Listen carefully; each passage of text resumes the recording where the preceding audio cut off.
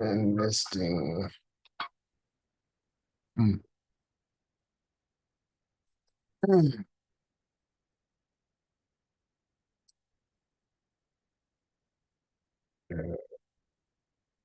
Yes.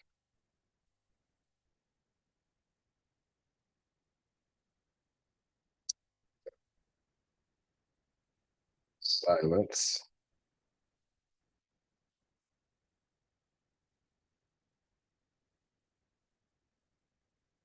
Alrighty.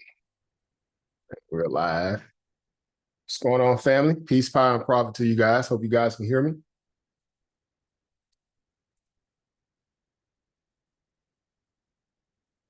What's going on? What's going on? Peace, power, and profit. Giving me a minute here to get all my little technicals together. What's going on, Oprah Chris? Peace over AE. Peace, What's power, going and on profit. with you, man? Shout out to you. Oh, chilling, man. We Trying got to. this calendar new year, Oh yeah. Celebrate the March 25th, real new year, but I'll go along Yes. with When it. when things spring forth.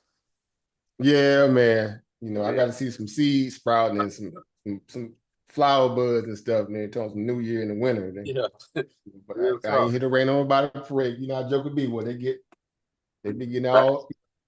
Facts. How's everything been, man? Man, it's been good. Oh, but I ain't gonna. It's been good, man. I ain't gonna Good. lie. Just a daily grind. Just trying to sharpen up Yeah. every day. Keep them core principles. You taught us, and you know, just thank the ancestors for keep pushing me. You know what I mean? Still winning. Yep.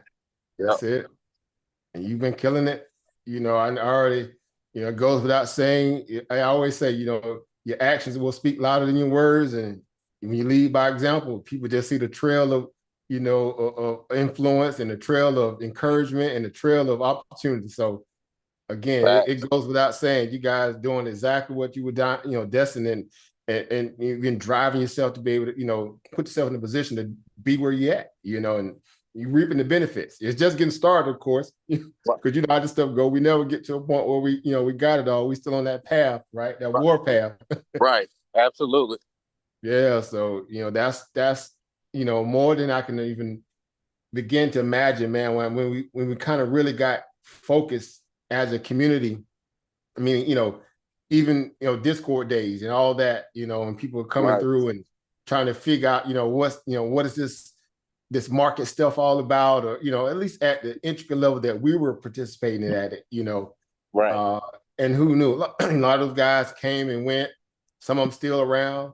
Yeah. Some of them have really taken, the bull by the horns, literally, and really expanded on the opportunity that it afforded us. So I'm excited, getting just to still be around here. And I can say, I think definitively around about 2016, 2017, it was a really big power shift. And I Right. use that as a benchmark because I think right at that point, that's when Bitcoin really went crazy too. Mm-hmm. It was around Yep. about what, $1,700 a token, $1,100 a token. We Yep. start really, talking about it a lot through the Urban Economic Empowerment Show. I think it was around about $1,900 a coin at that point. And I was like, hey guys, with Garfield and guys and Monica and Sister Cheryl, was like, hey guys, something to look at. It's Yep. this new asset, and people was in the chat like, what's all this Bitcoin, man? What this is, a scam? Yeah. What this brother talking about? Yeah. Yeah. What all We this was talking about financial stuff, man? we was talking Crazy about all that day. yesterday. Um, I have to remind people, man, that you know, we've been doing this almost close to damn near a decade.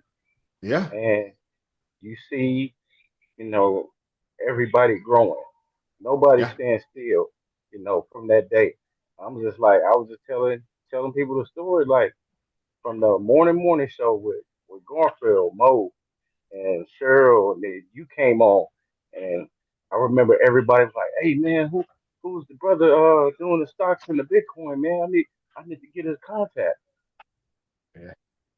And About ever getting since plugged in. then, You're right. We yeah, were all, wide out and bushy tail, we had our perspective, we, had our value where we were. And again, just seeing that transformation. And I'm only having this conversation now. It's not like we kind of hit a pinnacle, but I'm just saying it now when you do a reflection, it's always good to go back to a point where you knew there was a big power shift within the community as a whole. And I think that was a very pivotal point where you really start seeing people getting excited. Because I think I'm only saying it now. What's going on over Brandon? They overlook you. I was going to introduce you and to say bring you in, proper fashion. What's going on with you? What's going on, everybody? What's going on, Chris? What's going on? What's up? What's going on, brother? What's going on? Just kind of laying out that old groundwork, man. When we kind of really, hit that hard turn, hard left in Albuquerque, and the lights, the light bulb just kicked on for so many people, man. And I haven't looked back. I just look back because I'm just saying it because during that time, y'all know Sal Discord was really popping, and the likes of that, it was just a lot of great minds that came through there, a lot of people who had, various experiences, and it was just a perfect environment, for anybody who was hungry, who didn't want, straight no chaser, just what it was, right? And it just everybody kind of self-auto corrected, and everybody kind of helped each other. Again, just one of those wonderful moments. And I look back and I say that because I say, well, every year, I see people in passing, like some of the people who were around, again, different Discord. I was in several, you guys were in several.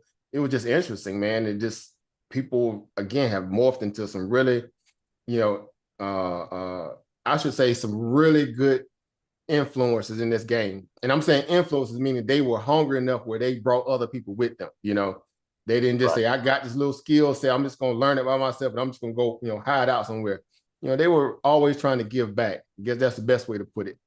And so again, a year in review is just that. You think about last year, the years that preceded that into this year, what we have, on our own individual goal sets and ideology that we want to kind of, corral around. And I'm just excited, to hear what the family got going on this year. What are some of the, the end goals your guys have in mind for a year worth of, grinding. And again, it just gets excited because it's a benchmark moment. You say, well, we're at the top of the year now, right? We're at the top, what happened here, it's either going to roll uphill or it's going to roll downhill, one way or the other, right. So I'm excited for that, man. So yeah, I guess, again, I'm gonna throw the link out there, guys, in the chat. Y'all know how we do over here. We're community university over here. We always like to, include everybody who's, who's willing, who's, who want to add, value to the moment. And so guys, definitely, chime in if you can. Like always, I'm doing these impromptu meetings. I feel like sometimes they are the best because you just come, shoot from the hip. We kind of got a gist of everything that we already stand for. Now we just having, those casual conversations, just kind of doing a temperature check, seeing how everybody doing. So my best to everybody, first and foremost, my best to your families, my best to your goals, my best to, anything you have going on and needing that positive affirmation, definitely want to speak life to that and truth to power to that as well. So again, we start the year off right, hungry, of course, as always. Even looking at the stock market, the futures, kind of puking a little bit early, but we know what that looked like for the last couple of weeks. It's been, like grenades out there on the battlefield on the stock market. So we'll definitely get into that too. So yeah, I just open up the floor, man. So I mean, what's been going on, guys? It's been a minute. What's going on over Brandon, over Chris? What's really, what's on you guys' radar kind of kicking off the year and kind of, just kind of, we'll work in reverse because you see I have a couple of topics in the YouTube. I have terrorist attacks, of course. That's a big thing that's happened, like starting the year off with that foolishness. Right. Of course, stock market outlook, and then we got social media buzz. So I guess we're working in reverse. We'll start out with social media buzz because that's been popping a lot lately too. A lot of things going on with that. And then we'll just kind of work our way back through stock market into terrorist attacks or whatever. Brandon, you want to go first? Nah, I really ain't got nothing. Just I'm waiting for President, Elon Trump, to take over this world that we're working with. So that's pretty much it. I want to see what that outcome is going to be like. And it is funny. I don't know if you guys seen the explosion in New York, or not New York, but Vegas. Yeah. Like you got Elon's vehicle in front of Trump Towers. That doesn't send a message to anybody. That's funny. That's crazy. Yeah, the Cybertruck. Yeah, and yeah, again, just and that's a I part would of posted terrorist it in the attack, chat. just kind of speaking to that, they open the year up with a bang. I think it's something crazy. Again, people always say that in hindsight, but it really is one of those thought processes because we came from the Y2K, scenario, right? That whole idea that the world gonna end, at 2000 and all the the clickbait, propaganda at that point. Now we just look forward to every year now as it being something crazy because we had a I should say a very hyper vigilant time where even with elections now they're becoming like Hunger Game type of events. Everything comes with a whole lot of tense and sensitivity and the world gonna burn down and Hatfield and McCoy is my side against your side, East Coast, West Coast. It is really has gotten that bad, guys. No more of the days where you had a little anonymity and you can vote in peace and private and you stood on your own little business. And now it's like jokers, coming up, you checking your paperwork. It's a whole new different social dynamic now.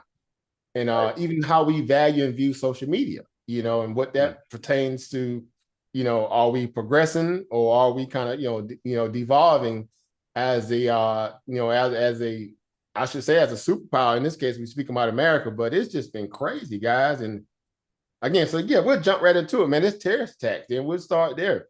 I mean, kind of seeing, this whole idea with Trump, right? The idea that you had 2 attempts on man's life. I mean, what else? What's next? At some point, the crazies out there, they're gonna try to destabilize some, the situation.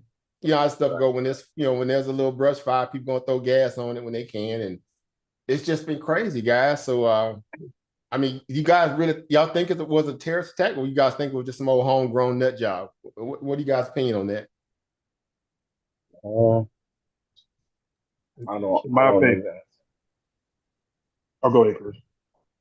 I don't know. I don't know, man. I really don't know. It's just weird because I think they rented the vehicle. I think from Harris County. Well, no, that was New Orleans. That was the New Orleans case.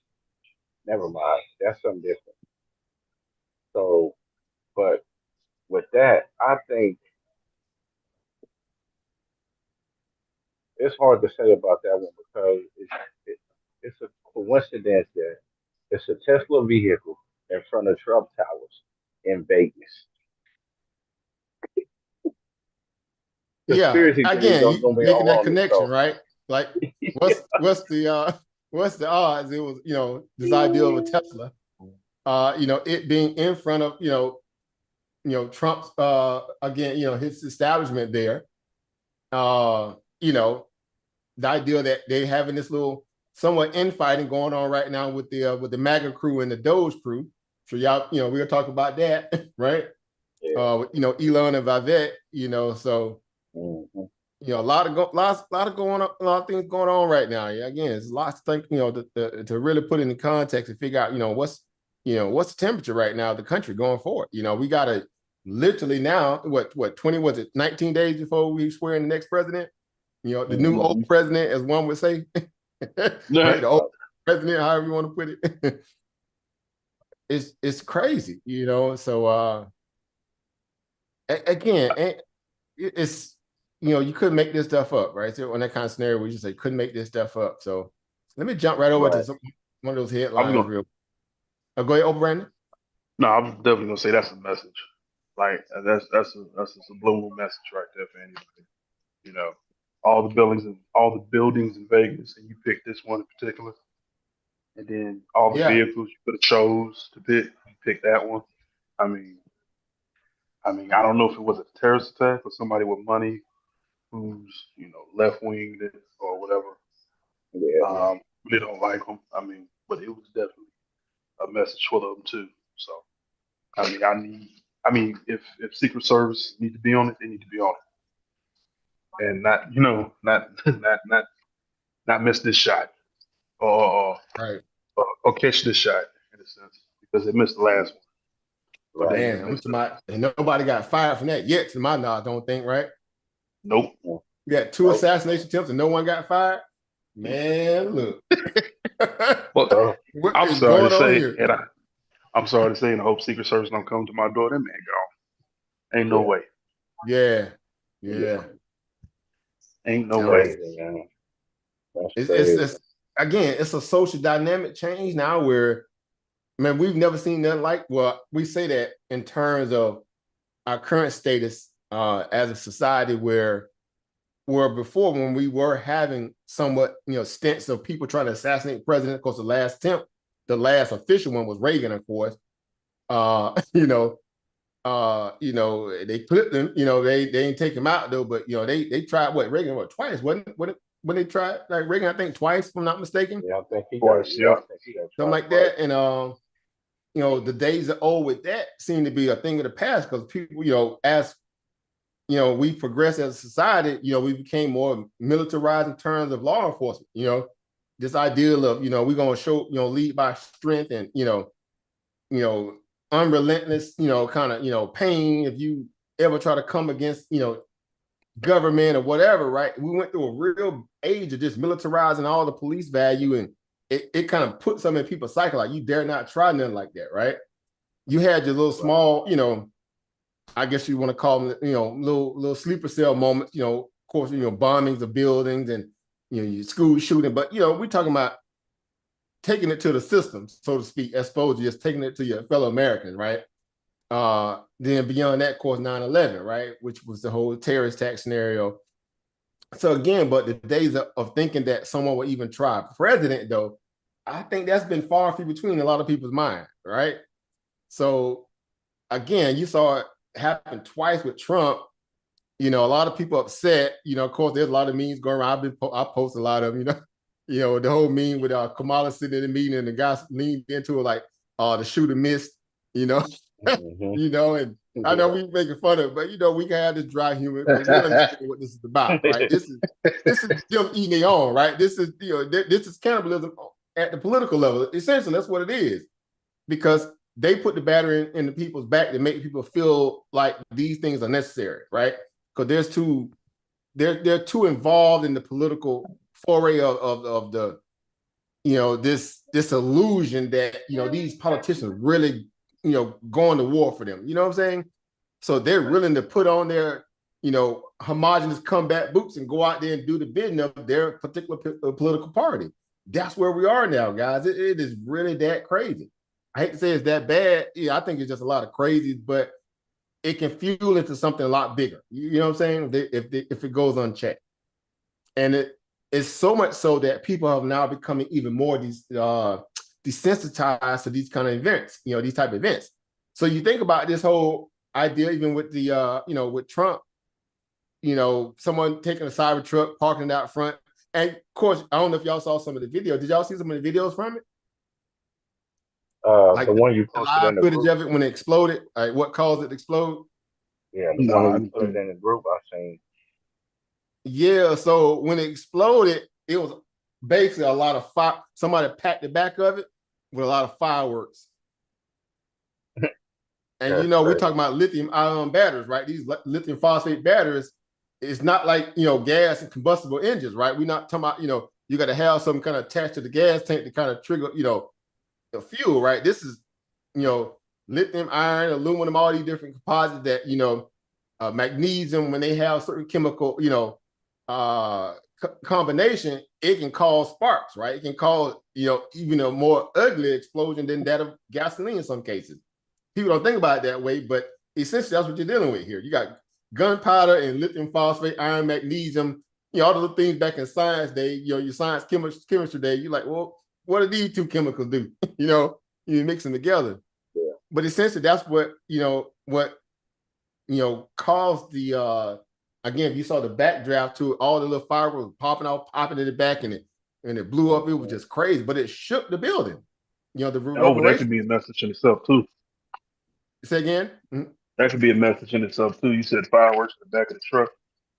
Yeah, it was a lot of fireworks. Man, I need to find that one clip. It was maybe I can find it.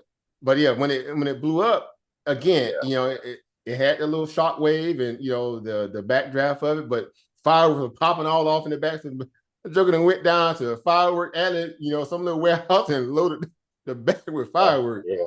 Like, who this crazy? So that Think clearly about someone the took signal. last time he was in office. What happened? Yeah. Someone was sending the signal, guys. That's why I look at it. Yeah, that's what I'm thinking. It was a riot last time he was in the White House. Yeah. At the Capitol. Mm. Now you getting You said fireworks and a riot. When they at the stormed Capitol. Okay. Yeah. When they stormed the Capitol last time he was in office. Now you wait till January 1st to put a specific vehicle in front of a specific building, and yeah, this is some type of message. This is some type of message. Yeah. But beware of the damn propaganda. Yeah. Beware of the propaganda. Oh, they finna. Oh man, they're gonna try everything they can to milk this stuff. Because now, like I say, in the age of commentary and all these things like that, again, it's just it's no holds barred. They ain't even signed in. I was gonna see if I can go to my Twitter. I'm gonna just stay connected. Let me see. But no, it's the social media fanfare behind a lot of this stuff is, again, it's like the content creators are killing it right now. But they have they have an endless content thrown their way because everything now is just so hypersensitive, right? People looking for stuff now. And when you have, society kind of moving in that perspective, you will have those people who go out there and try to induce, that kind of fear. Now, we know them as supposedly false flags, but with deadly consequences. You see what I'm saying? One outcome to try to, imbue another one, right? To invoke another one, so to speak, right? And I think a lot of this stuff is just kind of, it's literally, trying to destabilize, I guess, Trump coming into office and keep everybody on their pins and needles and seeing what, what's going to come of, when he gets back in office, how is he going to respond to this stuff, right? Besides these little sound bites you see him doing, in passing, if you will, right? But it's just crazy, guys. Let me see. I'll try to. I think something's gonna happen on the inauguration day, man. Yeah. That's something that people are definitely, looking at like, yeah, bro, you may have to get you some people out there, right? You may have to get you some people out there. I think inauguration, what is Monday the 20th on Martin Luther King's Day? On the 20th, yeah. Something's gonna happen that day. I think something's gonna happen, man. You just say it just seemed to be too too. Wait a minute, you said Martin Luther King Day? Yeah. Yes, it's on Jan 20th, right? Yeah. Oh shit. Okay. All right. Then he'll get his ass. Not trying to be like a conspiracy theorist or anything like that, but come on, man, it lines up. Again, it's the whole idea that they're maybe it's just too the coincidences of doing things on certain days and making things a spectacle or watering down important dates with other stuff, right? There's the idea of trying to take away from the the importance of a certain day. Now we know this to be just something they do, but they got the opportunity. They can change this stuff if necessary if they wanted to, right? But it's just it's a mess, man. It's a mess. What's going on, Sister Monica? See you then popped in the building. Hey, peace, power, and profit, everybody. What's up, big? How you doing? How you doing? Good to see you in the building. Happy, we kind of kicking off this. I call it the calendar New Year. I was telling the guys that earlier. Kind of get things started. Yeah, listen, I so off on years, I had to work on federal years, state years. I'm like, oh yeah, it is January, huh? Yeah, we don't take no days off. I know I don't. So I don't even think. Yep, I just left office. Right. So I'm like, It's another day, another way.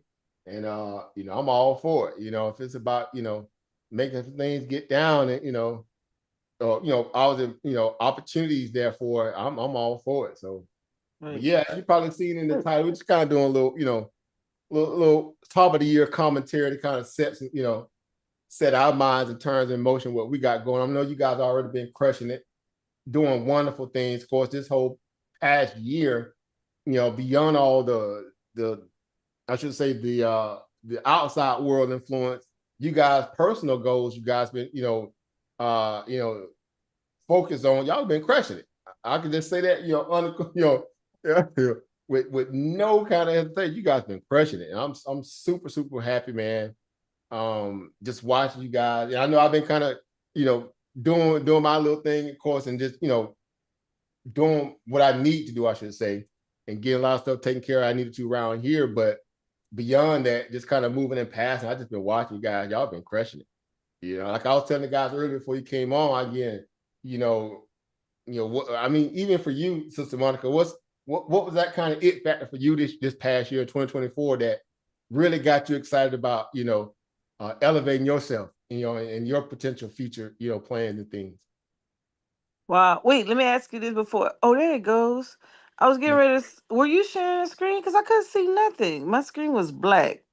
Yeah, I was Um. earlier. Then I stopped because I was trying to log into Twitter. You Oh, see, I'm over here gotcha. now plugging at it.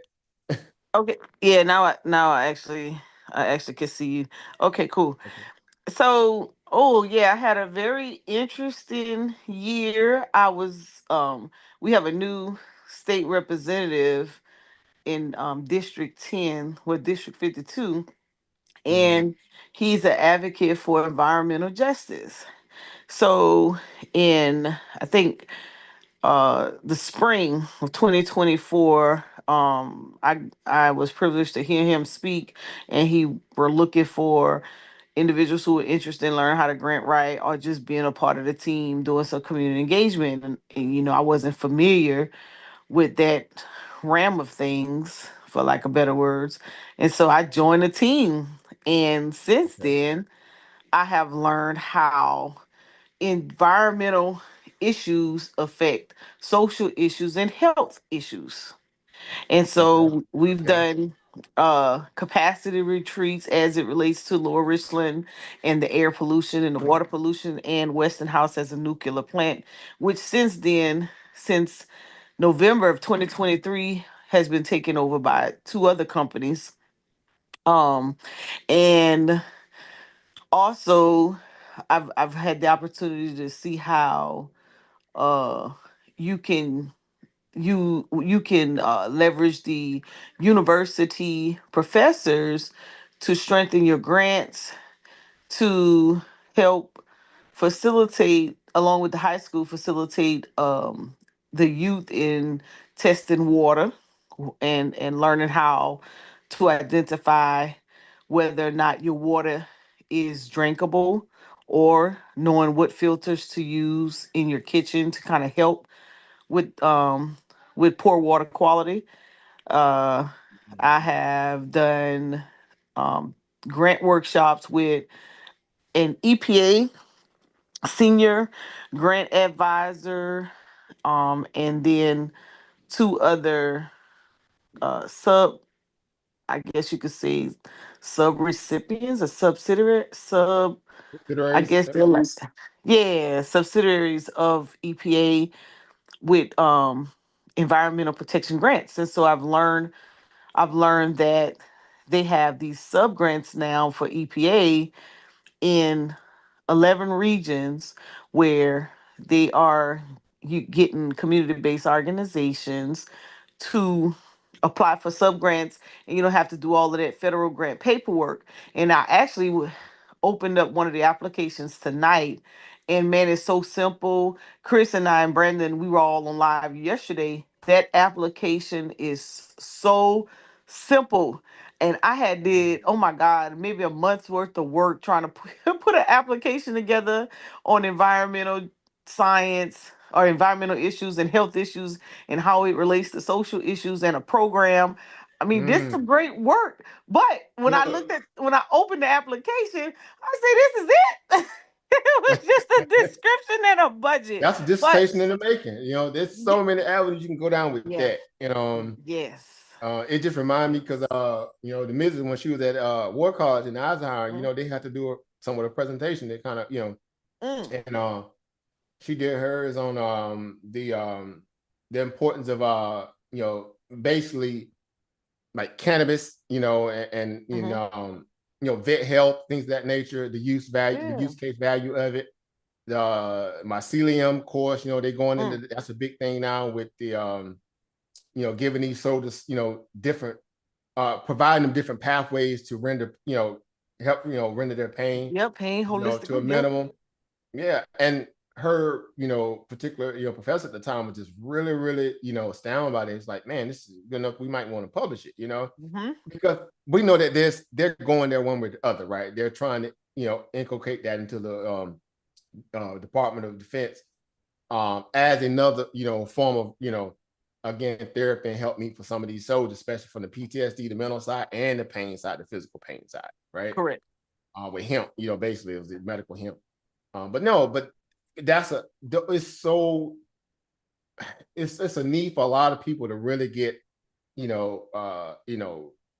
focus and trying to put out some good work that these people can use, at least to help, some of these I should say the politician side of things to really, lobby these opportunities, right? Because they're coming one way or the other, right? Oh yeah. Right.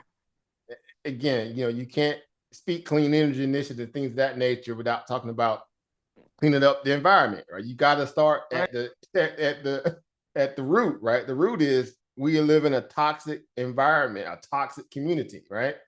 When I say that, I mean the national is a very toxic community, where we've allowed, again, we call it big food, big pharma, big sugar, big all these people to basically just lay waste to, a lot of our, I should say our pristine value that's probably still here in this country. Was few that's left. They just laid waste to it with toxic waste. Delaware, bad for that. The whole DuPont factory there. I mean, I was up in that area. I specifically know that they dump stuff into that Delaware River. Yep. And like you couldn't make this stuff up. Like, man, who's the watchdogs here? Like, exactly. Like, who are these people that are supposed to be, the EPA and all these people, whatever. But it's just crazy. What's going on, Iowa? I see you guys in the chat. But yeah, that's awesome, Monica. I love it, because that's always been my lane too, so. Right. And yesterday was crazy because it's Chris and Price before we went live. We were looking at air pollution because I was gearing up for the next grant, and we came across urban. Was it urban air pollution, Chris? I think it was urban air pollution. And we was like, what is the urban air pollution? And when we looked it up, it specifically said I'm sorry, urban air toxins. And when we looked it up, it specifically said toxins that are only in urban communities. It was 30 named toxins. We were floored. So one of the things the new representative subset of says, 30, HAPs, yeah. Yeah. One of the things that the new representative says all the time when he giving his speech, he say every social injustice starts with every social issue starts with environmental injustice. Yeah. And you will see your community in a whole different way. Because I was having a debate with my friend Tanisa about food insecurity and environmental issues. And she kept saying, no, Mo, I don't see the connection. That's not you're not identifying environmental issues. Deserts. Yeah. Yes, and we had to pull the data that shows, food insecurity, food desert areas in disadvantaged communities is an environmental issue. And when Chris and I and Price and we looking at the map and we pulled up the food insecurity rate, the national rate is 12.2 and Texas is 14.6, I think it was, Chris, and 16.5. And they was like, what? Ain't no way. And when we drill down in it and the counties and what food insecurity was, it Hey, whole nother ball game. Make it Yeah. Look, yeah, it's look, you got it up now. Yep, urban mhm. hair toxin. Look at that. Yeah, you couldn't make this stuff up. Let me go back, Kobe. I was going to the food insecurity now, And but when you yeah, I mean, go to the left again, we're from the era of what we and call, drill down having what they into call. Go ahead, go ahead, Monica. You can hear me? no, I was gonna tell you drill down to the area where it says area sources. Oh, I'm on mute. Oh yeah, Can you hear yep, me? yep. I can hear you. I can hear you now.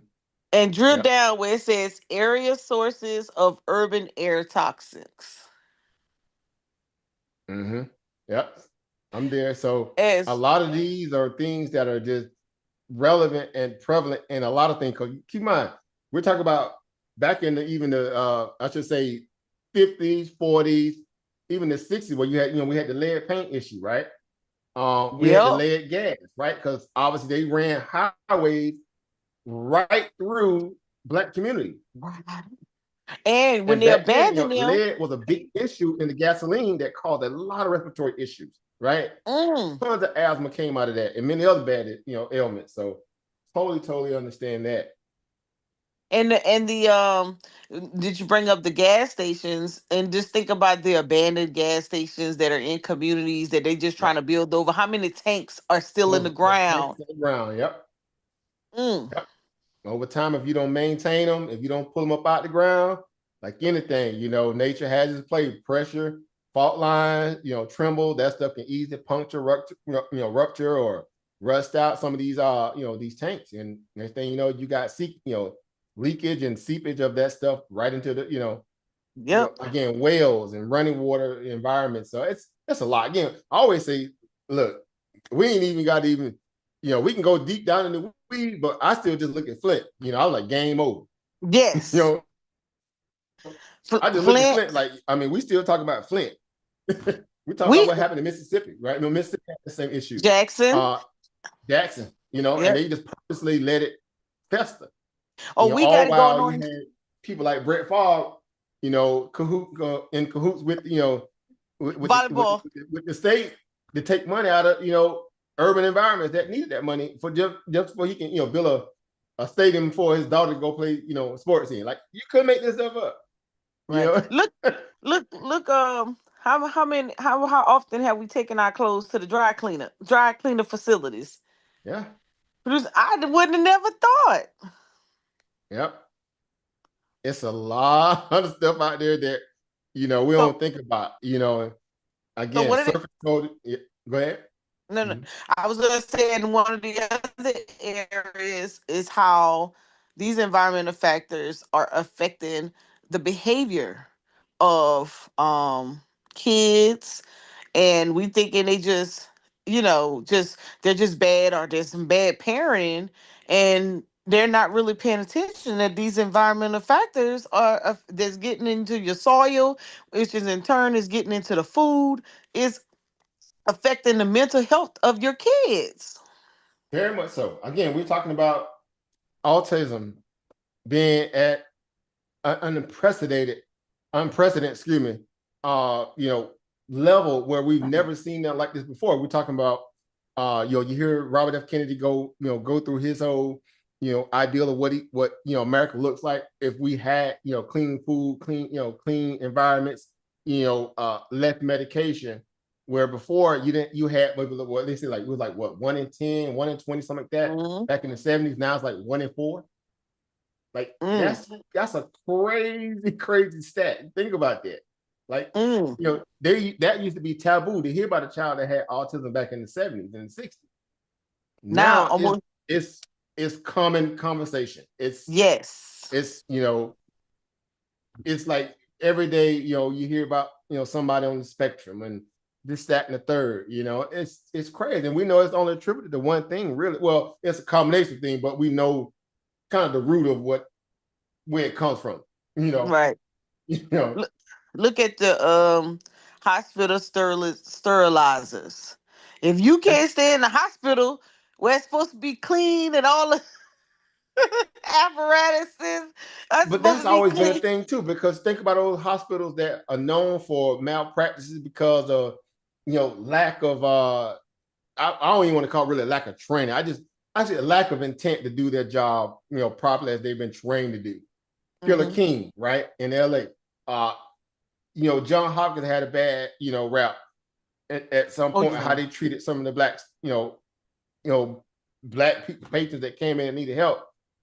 Medical Apartheid, Carolyn Watts, again, that one of the most greatest, books that's out there in terms of how, we became basically, the test culture to a lot of these, hospitals. And some of it was this malicious intent, to Mhm. really, mess a lot of people up.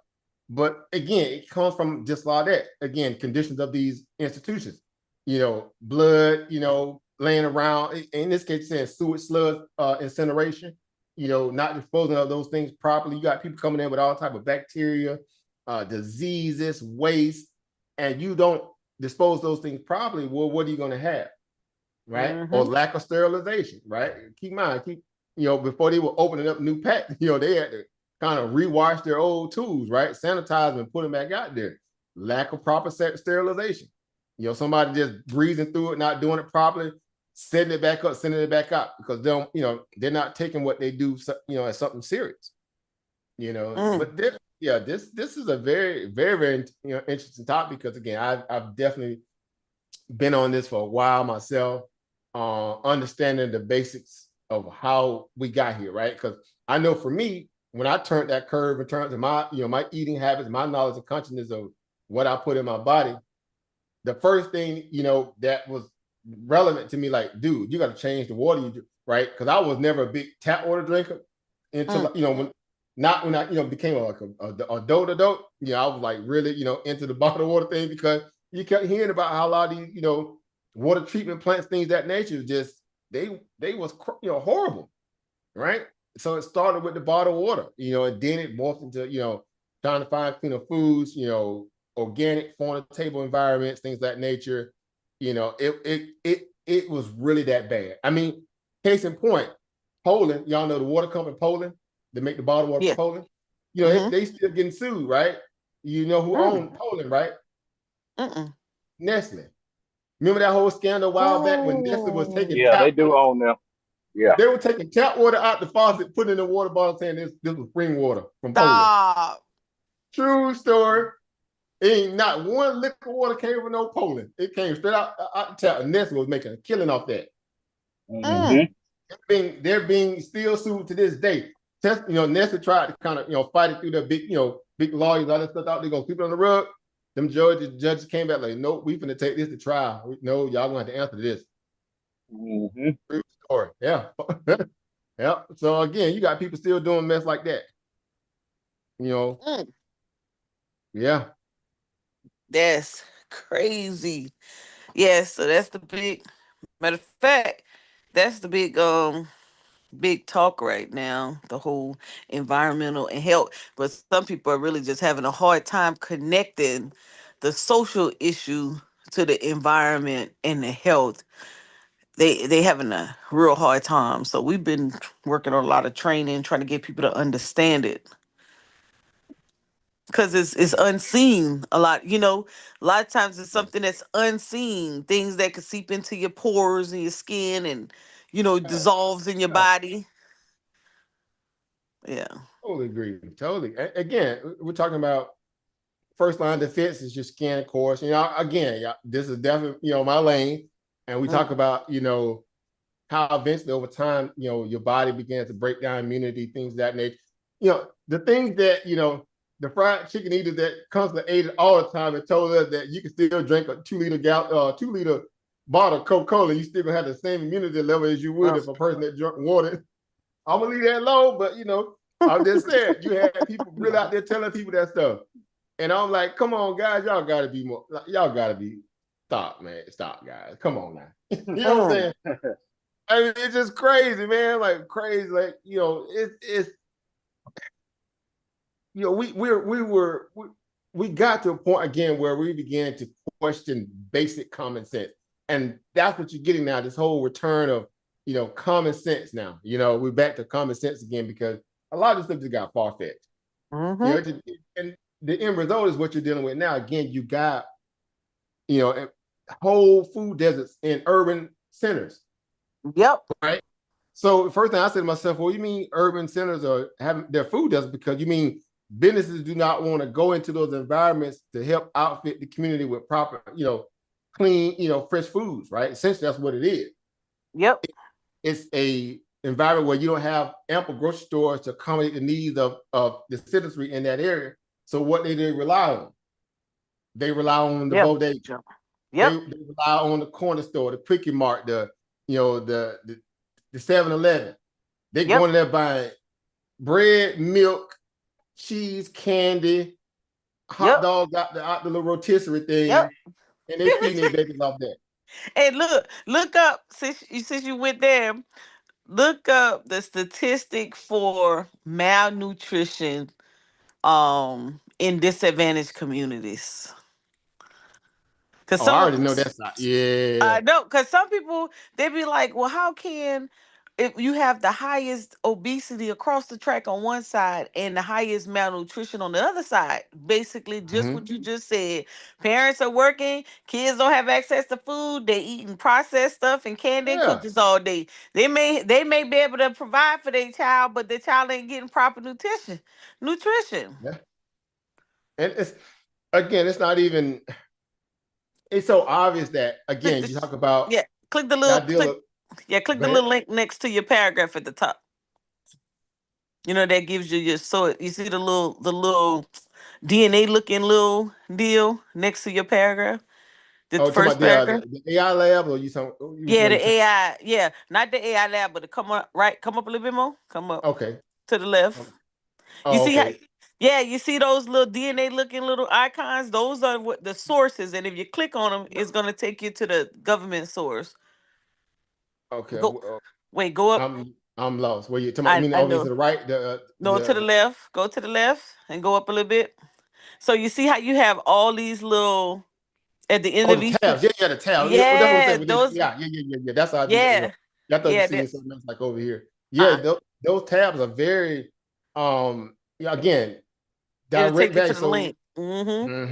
It'll take you to the website of those sources. Yep. So you think about even this one right here with the social detriments, things like the unequal distribution of resources, discrimination, social isolation. Very, very important value there where, again, you have communities being choked out, and they're being surrounded by within a 50-mile radius where you may have any countryside where there may be some kind of value of farming, but those things not going into those environments. They're going into the restaurants then in those environments, but they're not going into the grocery store. There are not enough grocery stores to be able to house what you get in terms of that, right? They're not, and that falls back on the city management. Right. Now watch this. When you think in terms of reparations, right? If you're following some of the narrative on how some of the cities are going about the people getting the reparations, these type of statistics and how it's disproportionate for the community and creating these social disparities is how they're going about getting it. Yeah. And so it's like they take out if you can use your ethnicity or race as the outline, but point out the environmental injustice, the social injustice, and the health injustice, and you got the statistics right there, and it shows you the map of the communities, how it relates nationally. This is not happening by accident. This is a zoning, rezoning, coding issue, because these same areas, if you looked up a zoning map and where businesses can be placed, 9 out of 10, you can't get a catering company or a grocery store in that community because it's probably rezoned for highly industrial, or it may be or it may be a protected area for conservation, or something of that nature. So that's all the stuff I've been learning. I can give you a perfect example right up the street from me in Baltimore. What was it's areas in Baltimore that are just like that, and I'm saying that too because once you cross over certain parts of the like the way Baltimore, if you look at Baltimore on the map, it's a very weird, city layout because all the water, right? The inland, the waterways, and the little tributaries that come and snake in and out. So it kind of breaks it up, right? Mm-hmm. And down there, I should say, we call it, well, down near the Under Armour, where the Under Armour plant's at, or the bougie side of Baltimore, before you go north up there in Tosin and all those other areas up there. South Baltimore, that's where they have the Under Armour plant, right? They have all these, upscale, businesses up in there. Our homegirl out of Atlanta, she just opened up a restaurant there, Slutty Vegan. Yes, Lady Vegan. Mm-hmm. You open up her latest one down there, and so that's the Ritz area, right? So that's where all the athletes hang out at, and people like that. But again, you're talking about those environments as opposed to when you go enter, Baltimore, when you're like off Moravia. Like if you guys familiar with Baltimore, this always, if you hear Moravia Street, that's the street you need to kind of pay attention. That's like when you think about Old National in Atlanta, Mm-hmm. Old Net, or like certain parts of New York and Tennessee and LA, like that's Moravia is one of them. Then you got Far Road and others, but Moravia, that's down like the Gentleman's Club, the Gold Club at, well, Ray Lewis got caught up at. but all that whole little strip on Moravia when you come off the interstate, it's like that. It's that deep urban environment. You see the inequity value in terms of how the city is not really, it's just over police. I mean, literally almost block for block, you got police cruisers and cars up and down the street. It's bad. And then again, bodegas, corner stores, no grocery stores really in sight. You got to go way off grid to even go to the grocery store. So a lot of those kids or people in that environment, they're convenience store living. And then whatever they can't get out the convenience store, it's the 12 chicken wings for $4 at the local Chinese spot. Chicken wings look like them type be looking like that there. Them big old giant chicken wings. Like, wait, hold up. Where y'all find that chicken at, bro? You said they look like turkey legs. Walk to my thing, walk around looking like this. Like, what is this? Praying mantis chicken? What is this? And they fry them hard too, man. Fry them hard and serve them right on out that window.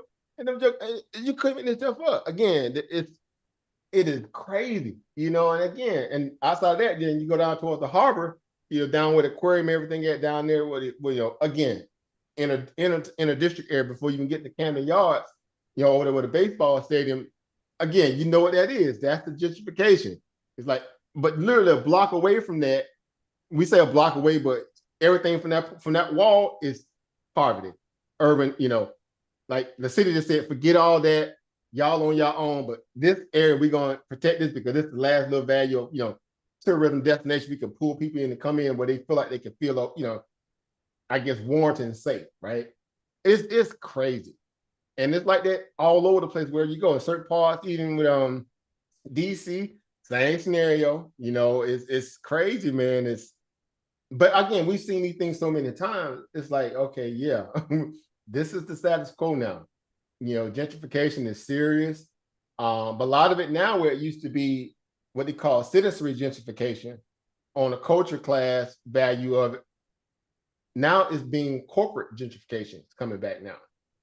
Mm-hmm. They either buying out whole swaths of the city blocks and repurpose them for their own value, or they're doing what we saw with Blackstone. Remember, we talked about this a while back. Even post-COVID, by a lot of these commercial investment bankers were going out buying up commercial property. Mm-hmm. Unheard of. That was a hard clause that Senate, members, the congressional members put out hard to these people. Like, stay away from that. That's what citizenry. You guys got no business being in the business of trying to be landlord. But what do? They went out, bought up whole subdevelopments, and now they're becoming what they call landlords, investment bankers. Yep. Why would they do that, right? Again, you couldn't make this stuff up. So again, and then they price everybody out in the environment, who are close in proximity to that, and you have, a self-fulfilling prophecy of, again, they're weeding out, they're stressing out the dynamic of, again, the wealth inequality even more so, because a person who's 40 hours barely getting by, they can't compete with an investment bank. They can't. They're not going to compete with investment bank, even going to another bank to borrow money to do more of their project when they want to take a chance on that. That individual citizen that's saying, "Hey, this is what all I got. I'm trying to do my best, but I want my little piece of American pie. Would you guys, bridge me a loan to get me?" It's like, how you gonna compete with that? Mm. It's that bad. So again, the fallback is communities are not co-op like they need to be, meaning they don't have the agency of co-op in a way that they need to. You're starting to see it in some places, but not a lot of places, right? It's not enough. Well, meaning the community got to come together, pool their resources together, and build out their own, perspective. You know what I'm saying? It's crazy that people still haven't got that memo. They keep waiting on city councils and that kind of scenario to kick in. But it's like, it's like cold serve. You can be there all day waiting on that. It's crazy, guys. But no, this is, man, I tell you, this is definitely something that I've been, it's been in my purview for years. This just been a part of it. Because again, I used to do this kind of stuff, right? That was my weekend thing, my community outreach. I would load up my cooler with sea moss, smoothies, sour salt drinks, tinctures. I had black seed oil, and I just go to environments. I'm in Philly. I'm in, I go up in Newark, New Jersey. I cross over into Camden. I was Baltimore, like the hood. I go up in them places. I was just driving between New York, New Jersey, Pennsylvania or Philly, Delaware, Maryland, and that was my stomping ground. Of course, DC part, certain part, and I would just do that every weekend. That was my community outreach. And, talk about stocks, talk about health and wealth, and that was it. Hey, try this instead. See them kids sitting there, drinking all that sugar water based out the corner store. And I was just like, man, hey, I know I'm gonna charge $5, ma'am. This one's on me. Get this to your baby. Here's some sea moss, and I'm telling you, this is sea moss, agave, coconut water, and fruit. And here, get it. That was my thing, because I knew it, because you look at the kids, you can tell that these kids are, again, you know what it is. Y'all know what it is. I know I'm preaching to the choir, but y'all know what it is. We definitely know. Yeah, it's just break my heart, man, mentally, because I'm like, man, you see what's going on. You see you see what's going on, right? They finessing us. The system in itself, it's a whole finesse. And the system knows if it keeps them high on sugar, then those behaviors would never change. Come on, And they won't. Come on. Say it again. And guess what? That means to get to categorize them. And guess what? You use the statistics, get you some money in the school. You ain't gonna pay the teachers. It goes all in the top heavy pockets. And there we go. Now we have kids cutting up, acting up, don't know what's wrong with them. They can't talk. They can't relate because they don't realize, they don't know that it's and like they get misdiagnosed, which is the end result. they get mixed. Say it again. Say it again. Straight misdiagnosis. More grant money to isolate those kids, to them even more worse than what they think they get in terms of health. If they're in urban environments that really don't have the personnel for it. Go ahead, over. No, I was going to say that the perfect system to keep us working. It is. It's the perfect system. Again, remind me of the movie Tron, right? Yeah. When he made an image of himself, he's like, I'm giving you the task of, I want you to create the perfect system. And then Clue went out there and did his own thing. He went out there, built his own system. And them people, that's what money does to people. It takes a lot of moral courage to do the right thing. In essence, where, again, when you don't put yourself at the forefront of the need for service, if you separate yourself from it and do what you're supposed to do, then guess what? You're doing it, from the strength, from the heart. But a lot of these people are looking for, these people are just looking for jobs. They ain't looking for duty. It's a different reality, right? Because those are duty-orientated type of goals and missions. You're trying to stop the bleed, essentially. That's like a medic going into a war-torn environment, and she knows, or he or she knows, they're gonna be dealing with from punctures to frag wounds and all kinds of stuff like that, right? And they go up in there with with a couple Band-Aids, a canteen of water, some comic books, and a whole lot of conversation as opposed to what material to fix people. Right. And like then it's crazy. Yeah. And then I noticed, I remember the comment was made, shut the food programs down because y'all said that the food was gonna help the kids learn and the statistics didn't change. Well, if you got that old bogus meal pattern standard that you holding the schools to, that how is They it gonna finally did check? away with that. Look Yeah, how long it took them to do away with that. no, they in some respect they still have that crazy. Well, they Well, I'm talking added. about Let the me say this. pyramid one. The Yeah, five, the pyramid, right, right. They yeah, got rid of the pyramid one, so you yeah, got this whole my plate idea, and then you call yourself doing something and allowing schools to put fast food on campus. You yeah. just added salt to injury. Man, And I'm talking. We came a long way. I'm telling my age, but we came a long way from them square pizzas, them peanut butter sandwiches for yes, breakfast. Man, that stuff was even back then was still better than what they tried to eat today. I it's again, you ain't never look, lying. bro, Hey, He said tomato, square pizza. boy, yeah, we take a look, little them mayonnaise, lunches back then. Man, mayonnaise sandwiches with tomatoes is better than what they eat in school today. tell me about it. The Look, food was if just you better, when even you though it was friends back then. But them lunches used to hit. Man, I don't care what Drucker say, but they talk that chat. Them lunches used to hit. yeah, and if But you you try to care go back to the last sometime.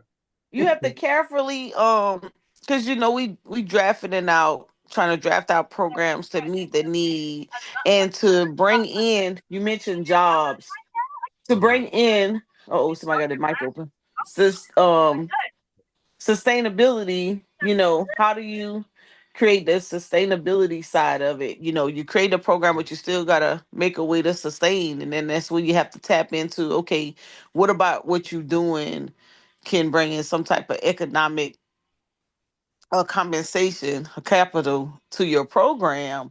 You start thinking about what's attached to it, whether it's transportation, whether it's selling a product or uh create some type of training system that you can attach. Or if you look at how the other businesses that plot themselves into your community, they plot themselves into those rural areas so they can get those tax cuts, and then they're partnering to get the half the funds back with the Yeah. on the job trainings. And so, we trying to package all of that into whole bunch of different organizations to say, hey, listen, you guys got to start thinking about this totally different than the way you used to. Yeah. And you have to make your case. You got to be able to make it. The statistics is there. We're looking at them. You got them up on the screen. The statistics is there. Poverty, food insecurity. It's so massive. When you finish looking at that, look at the map on food insecurity and again in disadvantaged communities. The map is crazy. Yeah.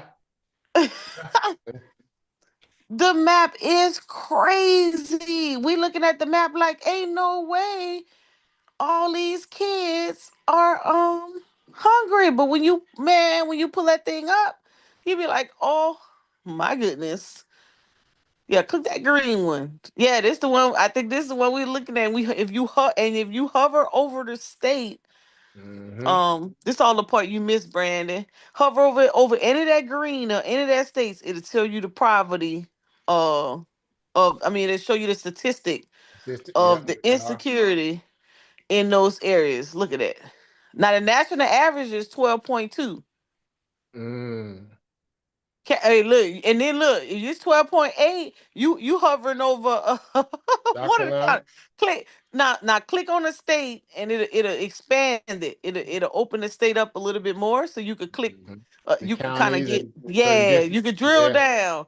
So Yeah. look, all the dark spot is over the national average. Isn't Mm-hmm. that crazy? And and reason It, why I picked South Carolina and Georgia because I'm sure mhm. y'all already went through this and hear you talk about it. Oh yeah. 'Cause Georgia again, was some of these things I've seen in passing a long, while back. long Not ago. at this level because graphics have gotten better in terms of how they render data and they be able to Yes. kind of compile a lot of it. A lot of stuff Mhm. back then was just old hard data. You had to kind Yes. of go through it like line for line, see what's going on. But I'm saying that because you talk about these are agricultural states. And you got Yes. food insecurity in agricultural states How that you have have say it fields again? after crop fields after crop fields. Like, what are Say they it. growing? opportunity, air and opportunity, or they what they Hey, growing air sandwiches? What they y'all got these crop fields that listen. how Tell to me not what translate? who is what is the Hebrews or whomever who always talk Yeah, about, their farms and turning over crops and things of this nature? I'm saying, somebody's like, why are you always talking about fee programs? Because I'm like, do you yeah, see the money grab in it? yeah.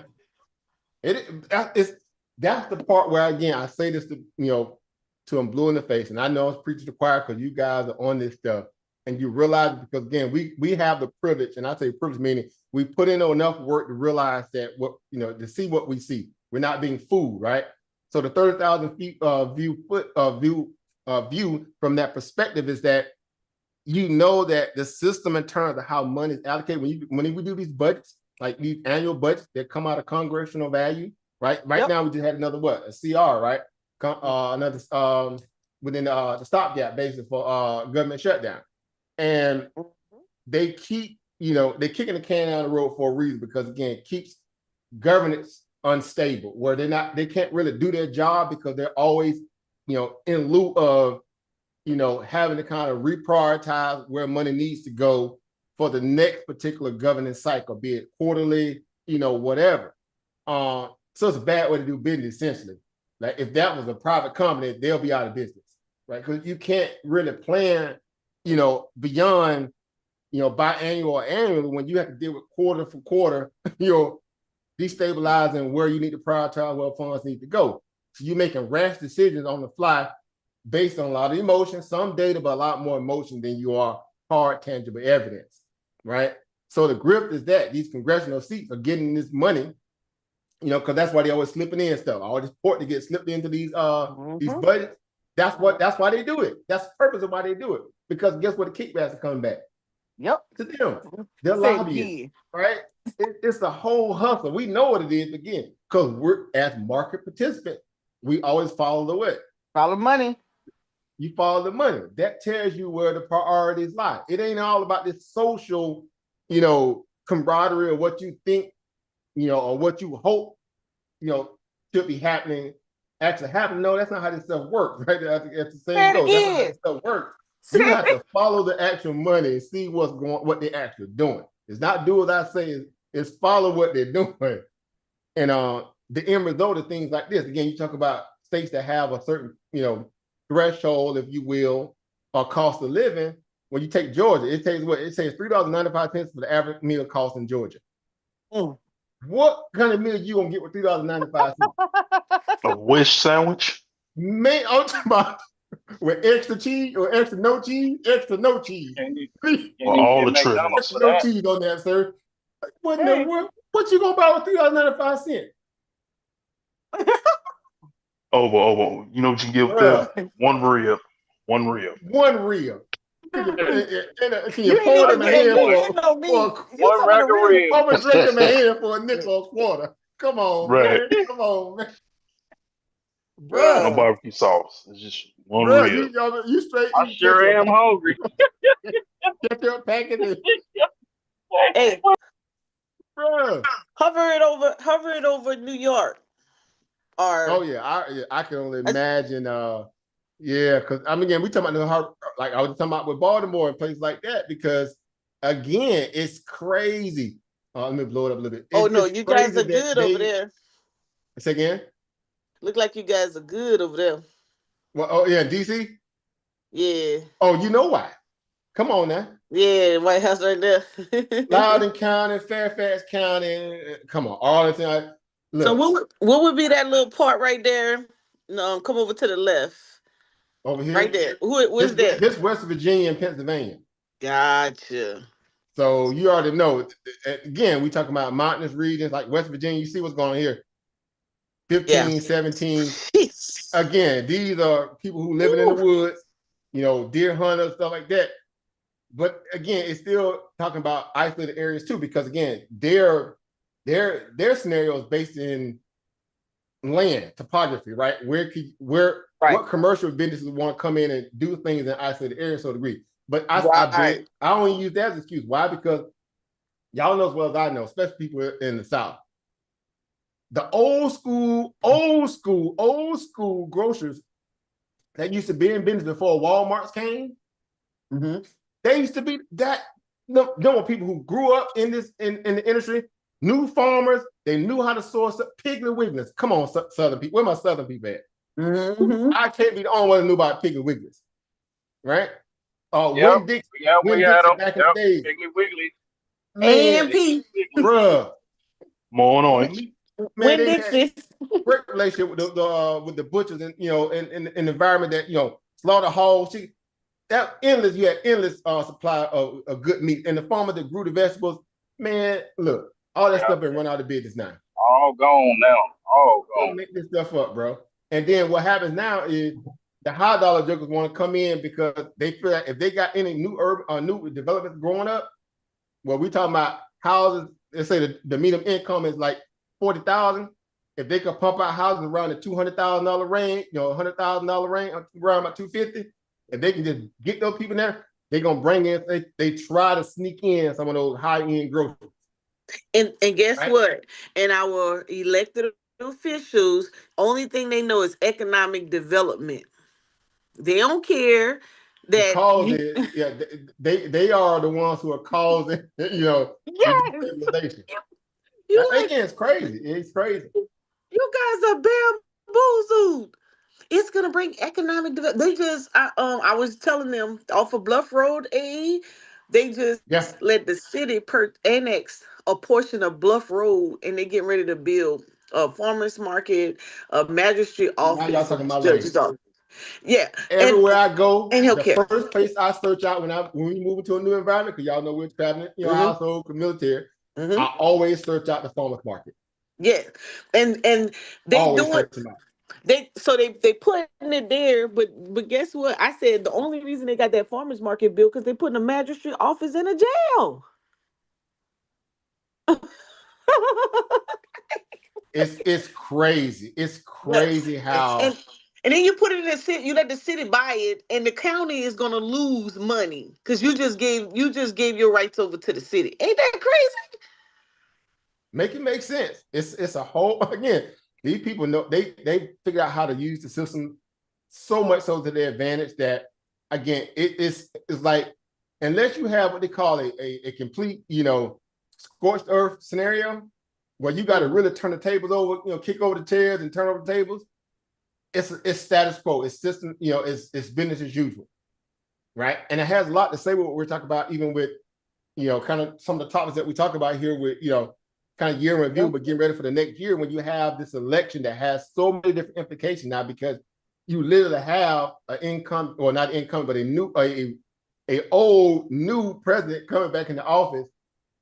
His entire agenda is based upon kicking the table over, rooting out a lot of the bad actors, which we know they're still in the midst of his own, cadre. But we're talking about baby steps and seeing how can we expose a lot of this corruption and greed? Because keep in mind, America has morphed into the most hypocritical environment institution that you ever could imagine.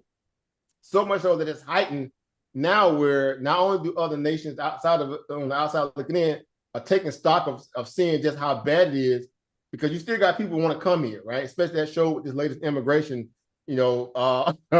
debacle with with this open border scenario. But they're coming here for what they consider to be, a still revolutionary perspective of living when they're really coming here to get a lot of scraps. Now, it may seem as if they're eating half the heart. Why? Because you do have a fringe party, which in the Democrats have shown that, where they're willing to kind of rob the American citizenry to kind of build out a new voting bloc by bringing these illegals in. But I say that because the case study is that we get to look at them doing this nefarious stuff, and you still got food deserts in your urban centers. You still have homeless veterans that are on the street. You still have, issues with the things that they try to, be so concerned about in terms of infant mortality or lack of this, lack of that. But yet you got money to throw away in your coffers to throw away. Imaginary money, mind you, because again, we know how this stuff works, right? The Federal Reserve and the Treasury on speed dial when you have a fringe party needing to kind of come up with money out of thin air to outfit their agenda, right? But they're doing it at the behest of what? The citizenry taking major L's. they can't get nothing that they need, and they've been sitting waiting for what, months and years to get money passed down through their district, and it's moving at the pace of a snail, right? The stuff that you try to explain to your family members, and it's like hitting their head and pinging off of it. It ain't really going in. They don't understand how this stuff works. They so conditioned to be, I should say, distracted, but they don't understand how the system works, right? They don't understand this is a corporation. It is a business, right? They're operating under the auspice that this is a, a thriving republic, like it was supposed to. It was designed to be, where you did where the power was in the hand of the people. It's not that way any longer, right? It's gone. We've been straight, compromised. And it's the NGOs, it's the foreign nationals, it's the lobbyists, the corporate, corporatization. It's what you're getting now with, again, talking about social media, fanfare and buzz. It's the Elons and the Viveks, the oligarchs going after now status quo congressional value. Why? Because they want to bring in more of their constituents, meaning the oligarchs want to bring in now their constituents to supposedly fix the problem that the congressional hardline homogenous people have yet to fix. Why? Because they're too busy trying to do these fringe policies, again, at the expense of the American citizen. So it's like, well, what you got to lose, right? But again, where are the grown-ups at the table? They're non-existent, right? So I'm all for it. I'm all for the fireworks. Again, I got my tea, right? This is going to be an interesting next 4 years. I'm all for it. As the young folks say, I'm all for the smoke. I'm all for the BS. Yeah, it's about to be weird. Look, we came through COVID. We saw what that was like. We saw desperation and greed at its highest form in COVID. The greatest monetary heist in American history came on the back of COVID. And businesses who thought they couldn't be touched got affected. Here you go now, where they have to manufacture crisis after crisis to keep this evolving spigot, this evolutionary spigot open for everybody except the citizenry. Yep. I just told somebody, I said, we do for a problem. Y'all do know that. Look, right? Again, you got people like Bill Gates going down there to kiss the ring of Trump. Make that make sense. He recently, just about a week ago, he tried to get a meeting with Trump. What does Bill Gates have anything to do with Trump at this point in the game? When Trump literally blamed him for much of what you got in terms of propaganda on the backside of COVID. Make it make sense. It was obvious that, he was advocating for, he was all on the TV, like he, what is it, when that shoot night? If you don't want to produce dancing all on your video, come to Death Row. Was that not Bill Gates? Come over here to Death Row. Come over here to Death Row, bro. You look, that Bill Gates all day. Got no credentials whatsoever, but he's getting foremost, press coverage when it comes to these things, just because his philanthropy has him doing certain things, which we know he's been sued by multiple countries for medical malpractice in India. Remember, India still got lawsuits against them, massive lawsuits against them for messing up those people over in India. Parts of Africa. Again, we can go down the list. But these are your oligarchs, right? These are the people that average citizenry look up to as smart, intelligent people, when they're not really smart, intelligent people. They just have a lot of data at their exposure, and they know how to push it back into the face of American people who are not autodidacts, unlike us, right? And tell them or spin the narrative in a way where it makes them feel inferior. They need to listen to these so-called people. Why? Because they got money, and their money takes precedence over actual and factual data. That's the problem. So you're getting propagandized and colonized through information. Now, remember, we know that's the new frontier now. The new frontier is what? Colonization of what? Information. Again, media. What has that been like, under this new election? How they took a major L. Why? Because grassroots rose up and said, what? Not today. We'd rather take chances on something else than deal with the status quo again. You got a $1.5 billion? Wasn't that what Kamala raised? She raised $1.5 billion. All that money was propaganda money. Yeah, something like Think about that. $1.5 billion waste of propaganda, concerts, catfish, fish fries, all kind of foolishness. I should have threw a for. Make it I make should sense. have threw a party. Make it make sense, guys. Let me Y'all get $1. $50 a plate. on a chitlin plate, lunches and stuff. Like bruh. Hey, what is this? Are y'all serious? They really think people are that slow and that dumb. But when you starved out, your voice is minimal. You know what I'm saying? You don't have a microphone. How you gonna compete against the status quo system? This is This is old world Germany all over again. Yep. I'm just being, look, This is Keep it in 100. bro, like, how do we get here? So again, when you see these things like this on this map, because I know we kind of talk about, you came in hot, Monica, you kind of got us, you got us on our square. Now you got us in our research mode. These old school days. I love these days. I love these days because they're important to realize these. Go ahead. Mm-hmm. Oh no, that's the the food security insecurity. That I mean the environmental factors, getting people to wrap their mind around, when they're talking about all these issues on social media, and their solutions are bouncing off the wall because they're not addressing the actual issue. And we've been doing problem trees, AE, where we're putting the problem and then identifying what's the root, and then instead of going to the causes, we've been identifying solutions. So I think we did like what 3 or 4 of those, just coming up with community issues, and then just determining what are the issues, the problem, and then determining what the issues, the root causes to them, and then okay, let's find out some solutions, and how can we come up with ways to help our situations, I look at even with everything through the lens of what with we've been trying to estate. do. We understand the root, Yeah. the root value of doing proper research, right? For a perceived outcome.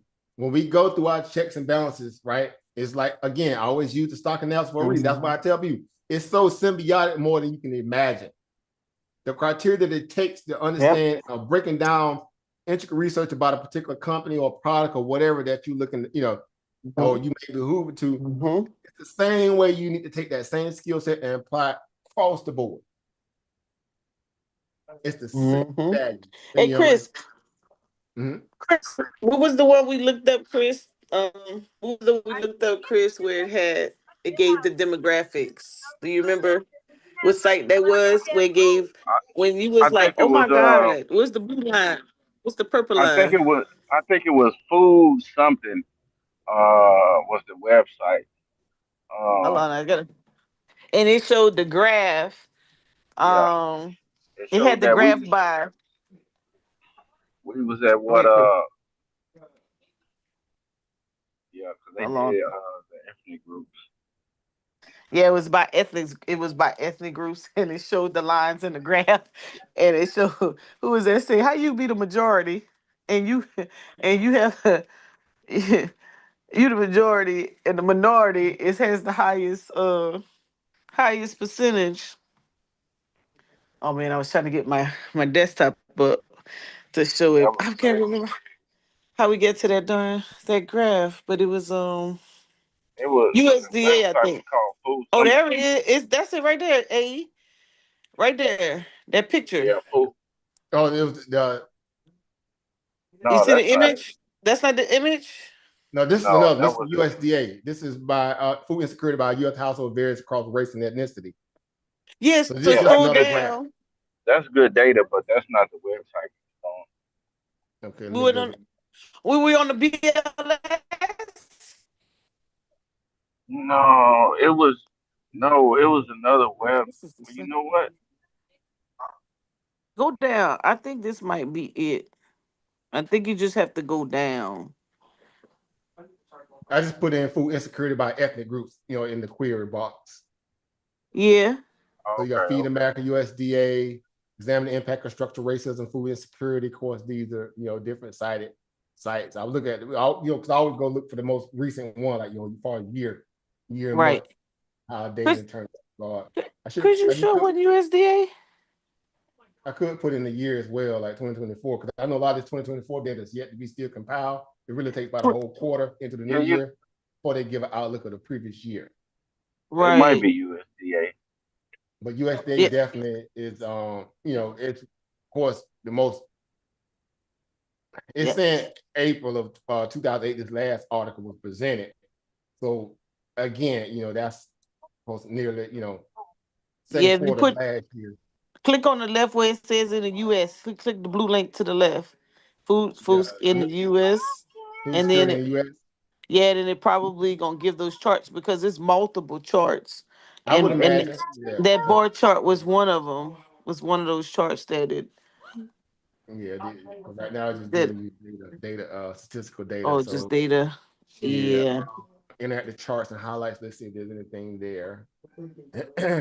But again, I could just only imagine the well, here's a field get food insecurity, all household food insecurity by race and ethnicity, very low. Yeah, that's it. This is the link. So it's gonna be that's this it right there. here. That's it, AE. And if you click the date on the bottom, let's see, because your chart is a little low than what.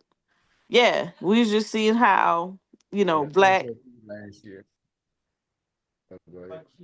That's it. I probably just had mine blown up or something.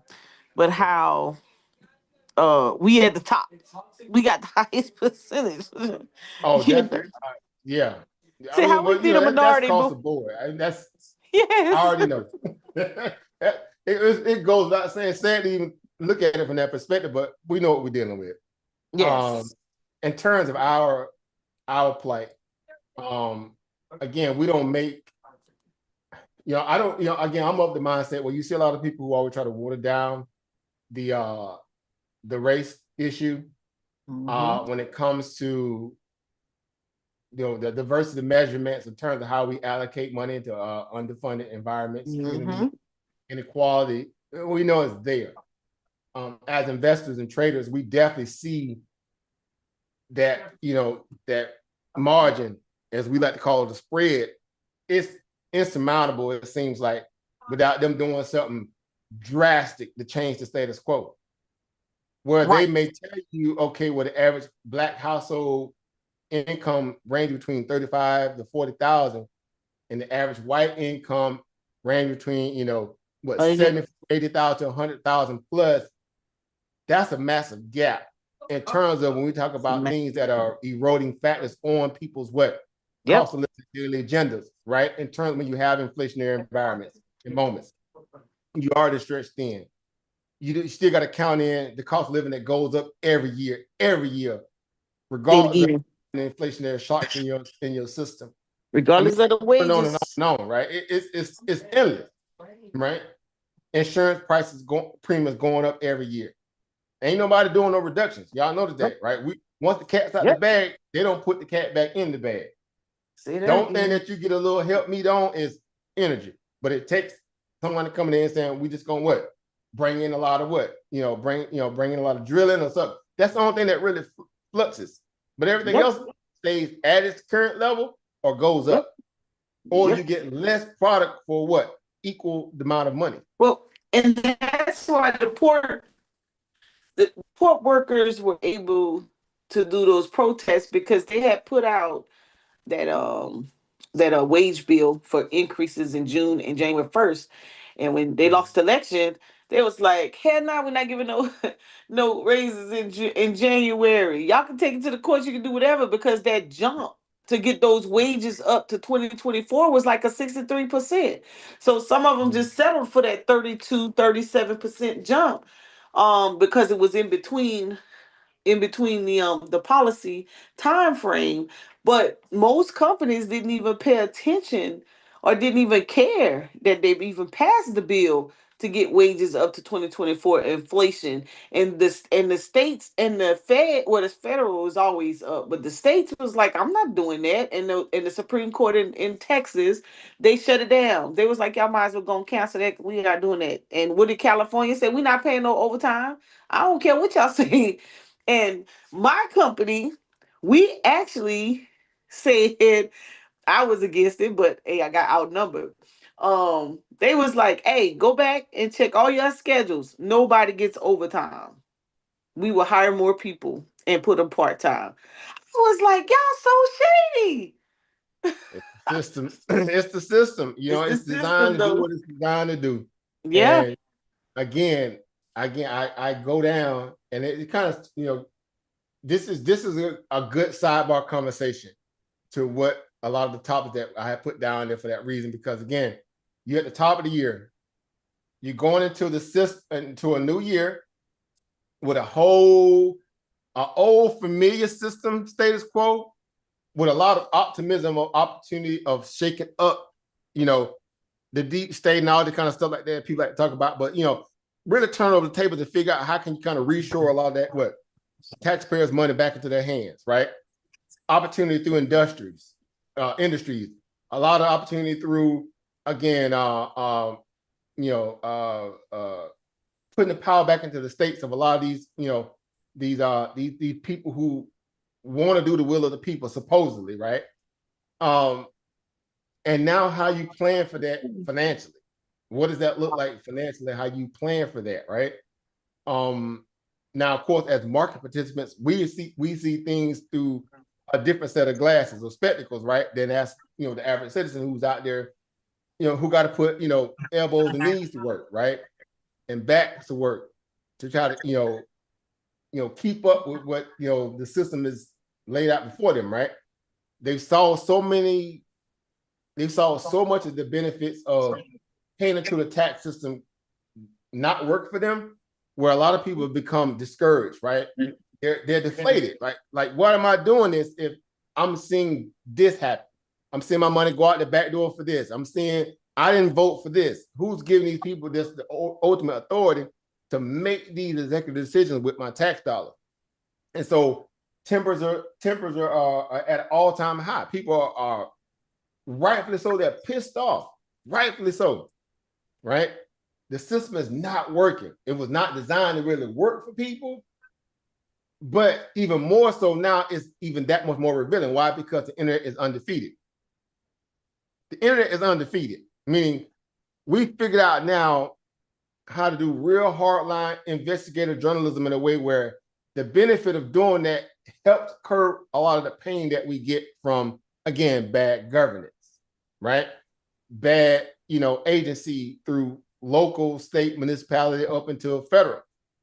So again, it's not even up for debate at this point where we know that this is a sick nation, not in terms of physical, but economically, the whole nine, right? More ethically, et cetera, right? Again, people priorities, meaning governance priorities, are not, you know, aligned with the citizenry or the people. So again, when we see scenarios like again, this whole idea with the terrorist attack, right? I'm calling it terrorist attack, the Cybertruck issue, the New Orleans, right? The whole issue in New Orleans, right? You couldn't make this stuff up, right? Right? The idea that let's see here, again, like people are doing things like these are moments where people are taking advantage of, again, the system, right? These soft targets and things of that nature, right? Well, again, what's going on at the port in New Orleans? Say again? What's going on at the port in New Orleans? I mean, again, like that in itself, now, you know, the death tolls are going up now. It was 10 earlier. Now that the 15 people died from that, you know, from the guy that drove the truck through the people doing the New Year's Eve thing, right? The New Year's thing, right? Crazy. So again, I don't know if you guys did the backstory on the gentleman that did it, that orchestrated it. Yeah, he rented a truck from Harris County, from Houston.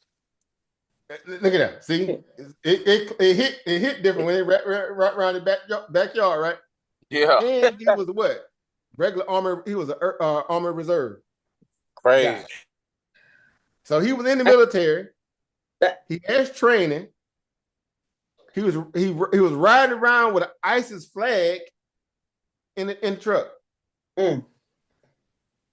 That's it.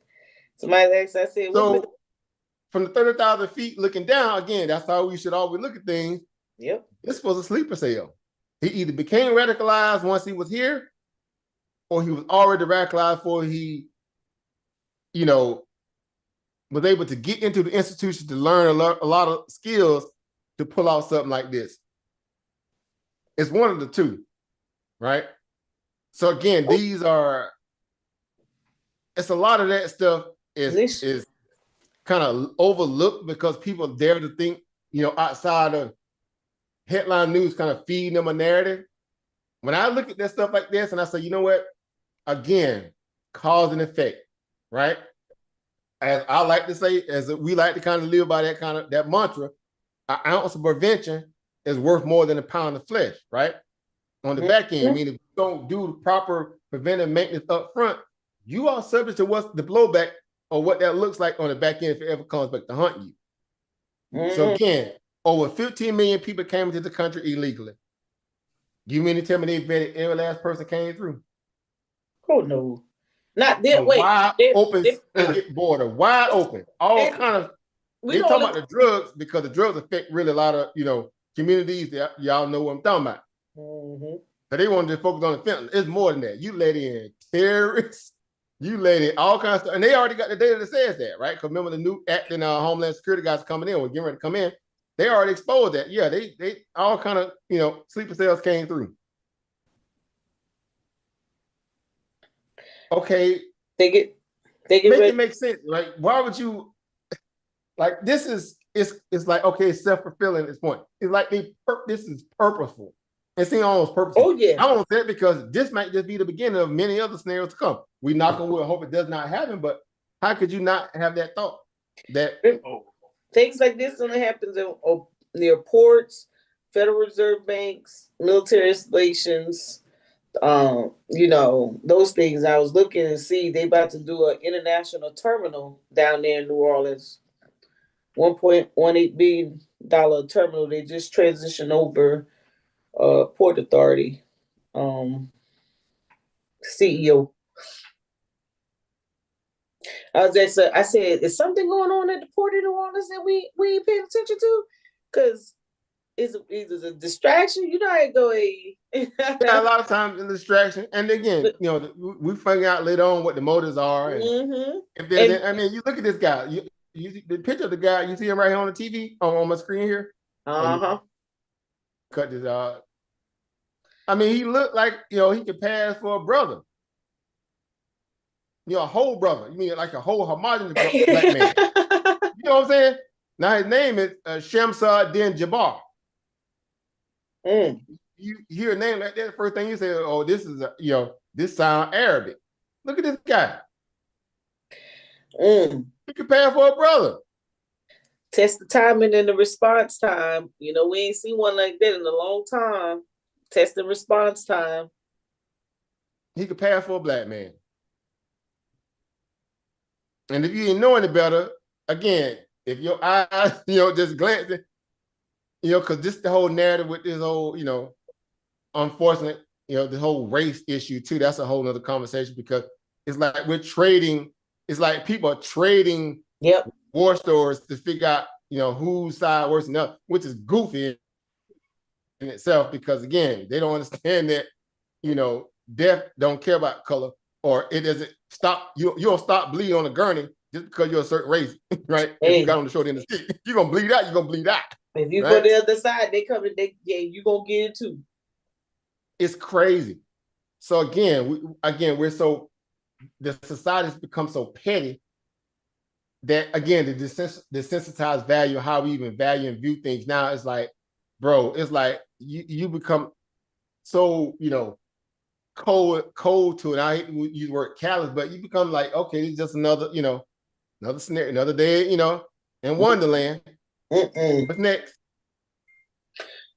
When last time we had a veteran do something of that caliber? I think it was in Texas.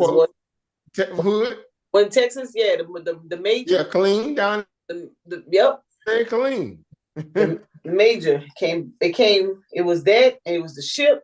It was the ship on the East Coast. Then it was the major, and then there we go. We was at it. Could make this stuff up, That's pretty much right? that's how it goes.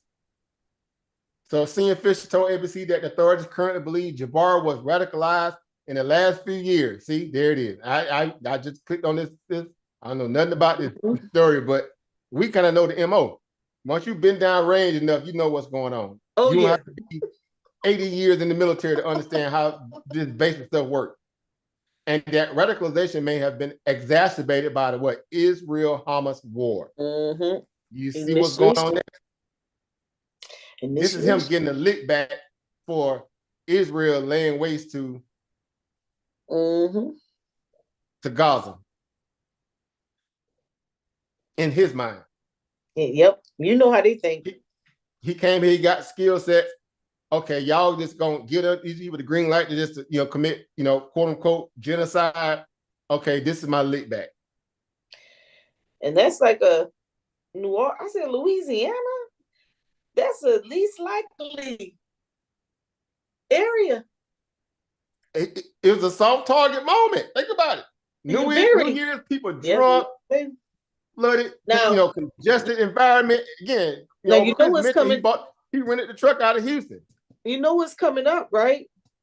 Super Bowl Mardi Gras is at the same time this year. And you know what those crowds are like. And we know what the security finna look like now for sure. Oh, definitely. Boy, they're gonna have top flight security out there. Craig, by the German Shepherd, pit bulls, all that. Yeah, they're gonna have to put the barriers up. Normally it's wide open. They're gonna have to put barriers up. It only take one incident. Now you got to triple down on security, and now everybody's got to feel that that squeeze because they got 30 days to figure it out. That's for sure. Logistics through the roof. Yep. So again, this is kind of going back to what I was saying earlier about again the ideal of how we become so again we're just I say we, but again I'm saying that loosely, but again the society as a whole, the social media starved environment that we're in right now, it's like everybody's who's disconnected from purpose are just radicalized now. Like they're clout chasing everything. Everything is getting press coverage. That some stuff probably don't need to deserve it, but again, it's a hyper-vigilant society where everybody's looking for something. I don't know the end goal of all this, but I know again, going into a new calendar year, because I like to say calendar year, it's not new year to me. Again, y'all know that's where I get my hair done at. It's a new calendar year. People all excited about new year, new me, the same old every year, right? Mm-hmm. I'm like, that's not how life works. Especially when you get above a certain age, it's always preventive maintenance, day in and day out. It's another day, right? You don't get to a certain point to say, I need to kind of, not do something drastic, as if you wasn't doing nothing previous, to this so-called day. So, but I'll use it as a talking point. I use it as a benchmark to say, well, guess what?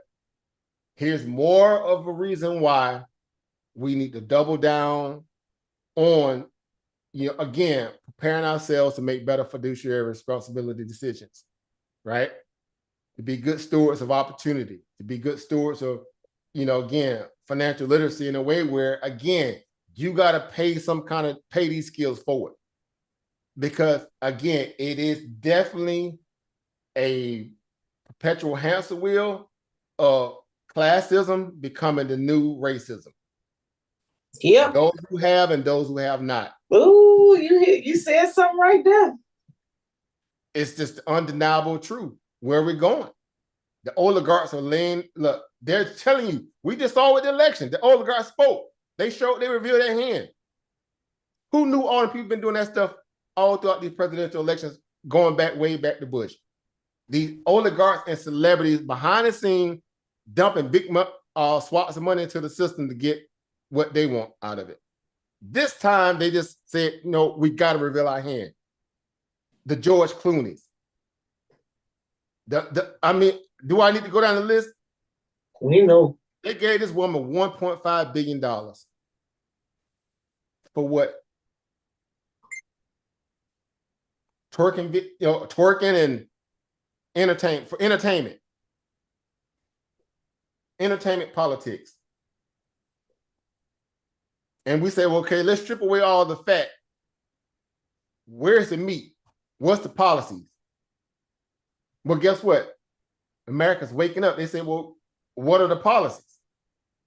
Oh, same as the status quo? Oh, okay. Sprinkling in with a little hyper-vigilant, hot button topics like abortion, and we may try to fix the border now. Like, y'all still in office. You can't fix it. You still got on the payroll right now. You still can fix it, right? You got to wait. You got to threaten people that you can't fix unless you put me back in office again. Now that you like, this is the mindset. The mindset of having to deal with what people dealt with over the past 3.5 years, near 4 years of inflation, and watching all this money get printed and dumped into really what? Stock market. The stimulus checks is a thing of the past. It's a great soundbite now. Oh, the stimulus checks. Look. Them days over with. Meaning you need to have been planning for today, right? All that was just in preparation for what's coming tomorrow, right? As the saying goes, past performance should be a predictor for what? Future potentiality or future profitability? Tongue twister. Mm-hmm. Basically, a fancy way of saying a PMCS check. Again, I go back. I use the military terms for a reason. Preventive maintenance checks and services. If you're failing to do that day for day, then what's the use of even? I mean, if you're doing it right anyway, it's no need to do a New Year's resolution. That seems antithetical to your due diligence and discipline. You already living it, right? You're living it. It's just another day. Okay. Drink a little, little favorite little drink, kick back and just, whatever. Right? So again, I'm just saying it to say this now, even more so. We at the top of the calendar year. That's why I keep making that reference, right? We at the top of the calendar year. This is a good time to really reinforce those skills that you've already garnered and put them into practice, even though you might have done a little bit of it last year, even crank it up again and again. I'm getting ready to get off in a second because I got, some stuff to take care of. But I'm going to say this here. I'm old school. I like to bring back some of the old school stuff. I'm all for the $5 challenge again. Every year we should be doing that $5 a day challenge. Every year we should look to kick in that $5 a day challenge. If you can't do 5, do 1, $1. If you do $1 a day, that's $365 at the end of the year in escrow. That could pay a bill. That could do something. That can do something. If you attach it to a financial vehicle, a money interest accruing vehicle, financial vehicle, guess what? Now you got some what? Cash producing assets. Dividend tax on that. Get it. Interest or something. Make it make sense. So again, the only way you're going to isolate and shield yourself from this kind of stuff you see on the screen right here, right? All this, that's coming, because it's coming. Again, I don't want to be the bearer of bad news for nobody, but we know this kind of stuff. Look, it's just the beginning. It's definitely coming. Look, they already been trying to sabotage the opportunity of this coming back into what? Into purview, meaning, a different cadre. The people who spent the last 3-4 years thinking they did a great job, they took a massive L. The people said, we ain't rocking with that. Good, bad, and different. We're not rocking with that. And a landslide statement at that. Every House, Senate, the whole nine, a whole suite. What does that say to me? I'm gonna look at this thing from a financial lens. They want a different opportunity. They want different opportunities, potentially, where they want to receive more of the dividends of what? Their labor, their sacrifice, right? Their value system, they want a different dividend system. Yeah, now But the last one has not been yielding that much. That's going to be that's going to be an interesting process.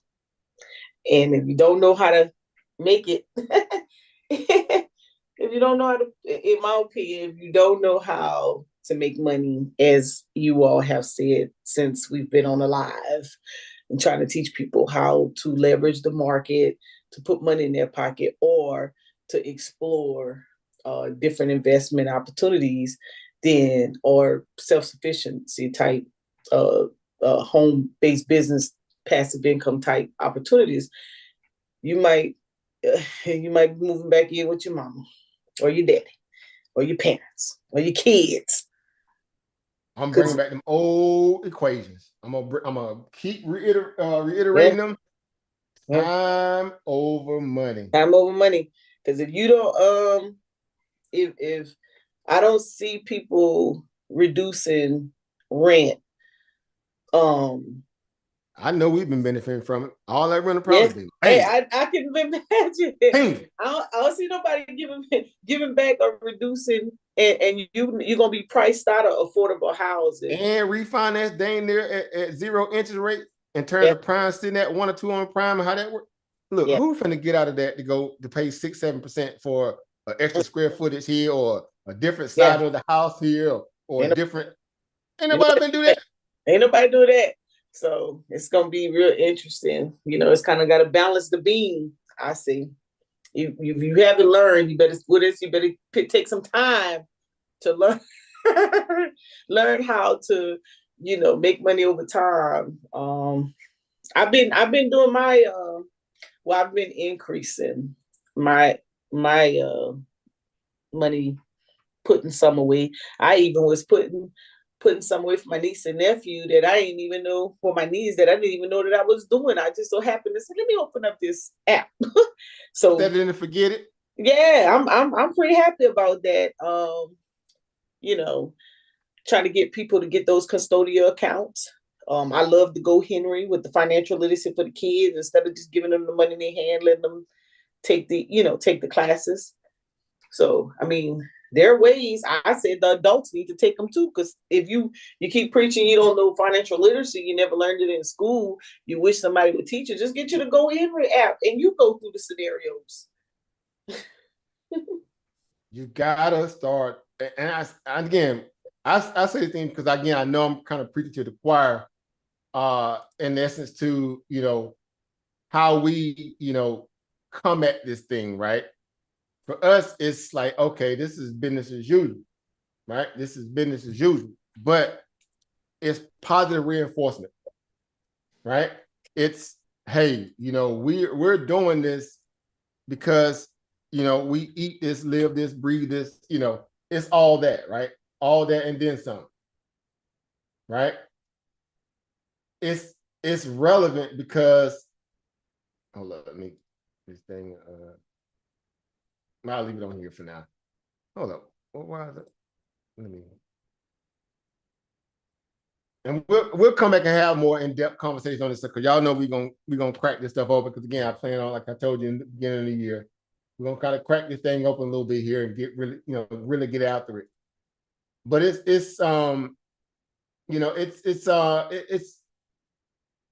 one of those self-fulfilling prophecies. Again, why I say that, because we're at the point where this information, in terms of, and before you came on, Monica, I'm prefacing this perspective. When I was saying that, when we really was going hard body around 2016, 2017, that was an interesting crucible moment. Even though it was already in the works through the Urban Economic Empowerment Show, you guys been cooking.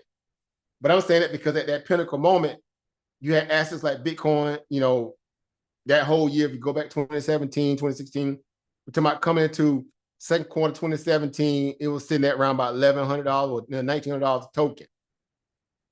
And here it is, 2017 to 2024, right? We're talking about what? How many years is that? 7 years?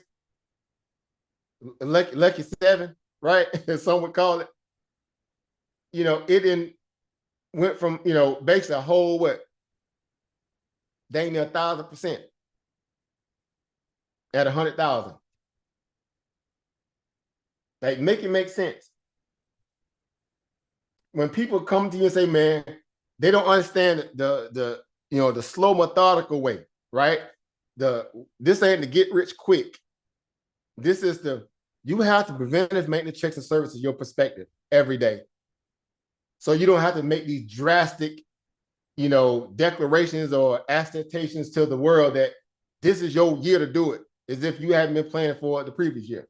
We know things happen and throw people off their square a little bit, but that's not a moment where you should ever relinquish your discipline. And that goes for myself, and anything that I'm talking about, I'm living it, or I'm working towards that every single day, because I see the importance of it. We got a track record of data behind us in terms of everything we put out, profess, we speak about, and now we see all the yields from it. We see the dividends from it, right? We've reaped the benefit from a lot of it. It's like, why would you not, see the importance of, wanting to insulate yourself and shield yourself from, again, the stuff that's out there that's constantly biting at you to take you away from, from basically off your square. Again, because Monica came in, these there's like this in terms of inequity and poverty and food. It's crazy that this is the most wasteful country on the planet by proxy of a lot of stolen wealth. We call it what it is. We straight shooters over here. We're not going to sugarcoat it. It's crazy. You got all this stolen wealth. Everybody's forced to pay taxes, but no one really reaping the true benefits of it. Again, remember we used to make the analogy, some people just happy they get to go to McDonald's at 2 a.m. in the morning as if that's a flex. Right? To get a greasy little, McBoo burger or something, no shots fired, but make it make sense. Like, how do we get here? Where people are finding value in inconsequential type of things. Again, as the saying goes, keep your nose down and your blinders on, stay focused. Your goal should be endless growth opportunities afforded to you. Least path of resistance, right? Least path of resistance. Again, using that kind of old adage, right? Let's look at this from a downrange perspective, right? Let's go to a monthly chart on the SPY. Let's just use a monthly chart. Look at this thing. It's vertical. It's vertical.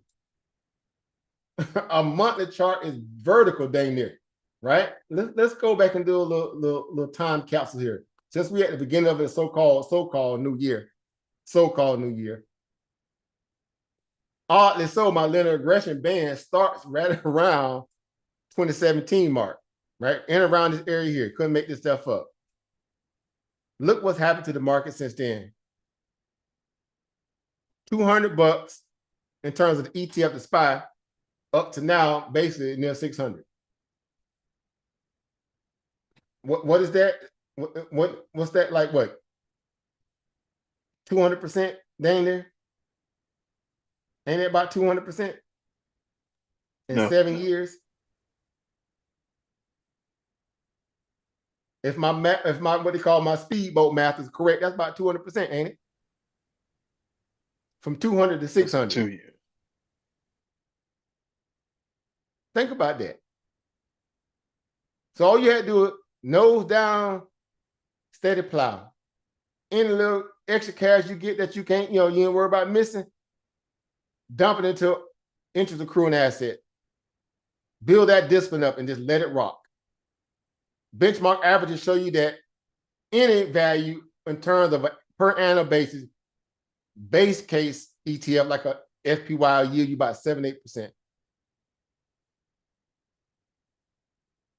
This is how you build quote unquote resistance from the system. Notice I said resistance from the system, meaning where they can't affect you, like the oligarchs and the celebrities. That's why their agenda is totally different than ours. But some people are so starstruck, they don't see that this is a finesse. They just get behind because some local rapper or some celebrity TV person told them, no, you need to be focusing on this. These people are dictating this.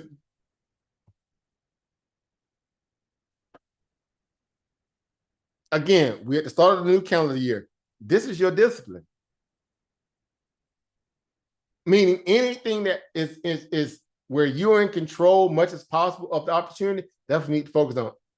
Stock market is just one aspect of it. I'm speaking to the entrepreneur in everyone, basically, at this point. Entrepreneurship, business ownership, figuring out a way to get it out the mud, if one would call, use that saying. But more importantly, find out how to, put your money to work for you so you don't have to work, as hard physically for it. That's how you defeat the system in so many ways. You won't be able to conquer it, but you can defeat it in a lot of ways. So when inflation rises up, look, you insulate to a degree. At least you got liquid assets that you can liquidate. This is why this information is important. This is why it's non-negotiable. We are an investment prowess type of what? Content. Yeah, we can talk about all this stuff too. That's why, we talk about those things. Okay, there are conversations in past, and there's something to smile and chuckle about or be aware about or behoove to. But ultimately, at the end of the day, we know how to put blinders on and still go back to what? Following the money. This is what you call following the money. 7-year review. Old urban economic empowerment, sessions going hard in the business, going hard in the paint. Sister Monica, you and Sister Cheryl going hard. Over Chris coming in, everybody coming in through the side door, back door. Now you guys again have taken it a whole nother level. Over Chris, going after what? You're going after your Series 6 license, right? Over Chris? It's a 6 or 6.5. Which one you going after, over Chris? I think it's one he's going after what? The Series 6 or 6.5. You might be busy at the moment, but again, that's the end result of all that hard work. That brother putting good use to all that data. When we used to have them conversations, we used to do them data dumps, like this was the data dump day, we just dumped all kind of data on people's plate, say, here's a lot of data. Sort it out, deal with it. Eat from it. Learn from it. Yeah, I think he just passed a test for Series 7. I think he's going after 6. 7? Okay. Well, he just passed a test for 1. He got 2 more. Yeah, sir. I saw the now. I saw the one, sir. Yep. That's the end result of all this hard work. Yep. To be in a position where you can give financial license advice or to be an accredited, investor where you can go after those OPO seed round investments, that Reg A scenarios that common Americans don't get, just to have the opportunity to open up this avenue to a whole new different category of money. It's like Sister Monica sitting there on an Urban Economic Empowerment show on a Wednesday preaching you guys the importance of a NAS code, of a Dun & Bradstreet number. What that does to you in terms of giving you the ability, after you get an LLC or somewhere, you can go public if you choose and get access to investor dollars if you got something good enough to do so. It's all that hard work. It's the end result of, again, solid environments of people who always stand on their square and they're consistent in what they do. You better know it. The only thing that changes is the data. That's data. Obviously always evolving. That's it. That is so true. Just a new data set to deal with, or a new form of technology. Help the ease of that becomes better now. Follow Open AI. Follow the money and follow the need. That's it. Use case. That's a t-shirt. That's why people walk around with t-shirts. Use case. They're like, what does that mean? They don't have no idea what you're talking about. Those who initiate it gonna know instantly what that means when they see that. Oh, you walk around with a t-shirt that has use case on it. That person about their life. That's what it's all about. So I'm excited. Again, top of the calendar year. Again, my new year starts in March, right? But nonetheless, I'll play along. Top of the year, guys. Calendar year. Top of the year.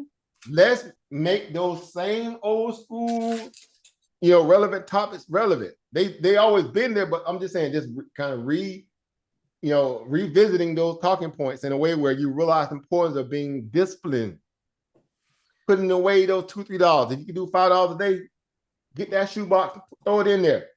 Or even better, attach it to your fintech account, and every time you spend money, Yes. stock backs from it. Earn while you shop. Man, look, what does that look like at the end of the year? Yes, rewards. You get couldn't make this stuff up how wonderful it is. So that's the discipline, guys. And we're gonna definitely get back in that square, on that square in a way where, again, we're using it as an evangelical moment to kind of put it back out in the airway, because there's a lot of people out there doing it at a point when it wasn't a lot back in the day when we first kind of really getting after this stuff like that. And that's fine. Evolution, it kicked in. COVID obviously hyperscaled it. Again, everybody was home. Everybody wanted to learn how to get money, because on people getting money was what? Investors and traders. So they were like, man, teach me how to dug it, bro. Teach me how to get it. And now, again, it opened up a whole new different way. Energy out there where people started, it opened up a lot of people's eyes, essentially. Yeah. Well, guess what? That drum constantly needs to be beaten, because there's still a lot of people out there who are still timid, afraid, don't understand how this stuff works. They're dependent on the system and the status quo to tell them what they need to do when they need to be figuring out how they're going to do it themselves. And that's why what you guys do it's invaluable. It's invaluable. If you are owner operator, meaning if you own one share of a stock, you're owner operator of opportunity at that point. Ooh, get the tax write-offs. Think about it. It's that simple. It's tax season. You got to talk to them. Right? This stuff is like, so again, I'm just using it as a way to benchmark the top of the calendar year. Again, we're going to be at this as you guys always been doing. Again, Monica don't take days off. Again, I bow down at this woman foot. Over Chris, you guys been getting it, man. I'm bowing down to you guys. Over Brandon, you guys been constantly at it. Again, I took my little time off for personal reasons. Of course, a lot of things going on inside, my circle of, love, influence, had to take care of it. But again, the work is still there. The body work is always out there. The countless videos, the live streams, the selflessness of information that could be, again, back tested from here to high noon, it's going to end up being the same result. Due diligence and discipline. We got nothing to sell. We got everything to offer in terms of opportunity, meaning it's just information and data. That's all it is, information and data. How you use the system at your benefit. The same thing we complain about when you see, billionaires skip out on, massive tax bills. Yep. And we're like, well, how is that possible? This guy, that's a $20 billion tax bill the person skipped on. The loopholes are there. We call them loopholes, but it's just business as usual. It ain't really a loophole. It's it sure is. Business as usual. Tax codes. It's tax codes. Real quick before you get out of here, we just won the contract at the VA in Baltimore. So if you know anyone who may not have a job or interested, we need drivers, and I'm looking for a supervisor. Someone to manage. In that region? Or it's at the VA in Baltimore. It's in the VA in Baltimore. I got you. Matter of fact, I met a sister the other day at the hair salon. I get my hair done. This lady I've been going for years. I met a sister who's the actual rater at the VA benefits office. She's the one that signs off on you getting the bread, Monica. I said, I gotta turn you on to my sister. Yes, for real. I'm gonna connect you to her. I told her about you, and she was talking to me and the IRBA, because the IRBA, get a whole 100%. Yes. It's by her time. It's by her time. Documenting before that, that time come, and she was like, because she got on me because I never filed. What? All my buddies that went down range with me, most of all of them just filed. One of them, he hold 100%. And I was way more busy than him. But you sister, he in Shreveport, Louisiana, eating good right now. Hey, right? It ain't never too late. And she was like, well, you ain't did nothing? Nothing. You ain't filed for nothing? You ain't got this ain't hurt, this ain't, what you doing? She got on me good fashion too. She woke me out. She told me up, Sister Monica. I said, you know what? You right. But I said, you know what? I had that mentality of getting it out the mud, and I didn't care about all that. I just made sure I stayed current. That way they have me on file for VA.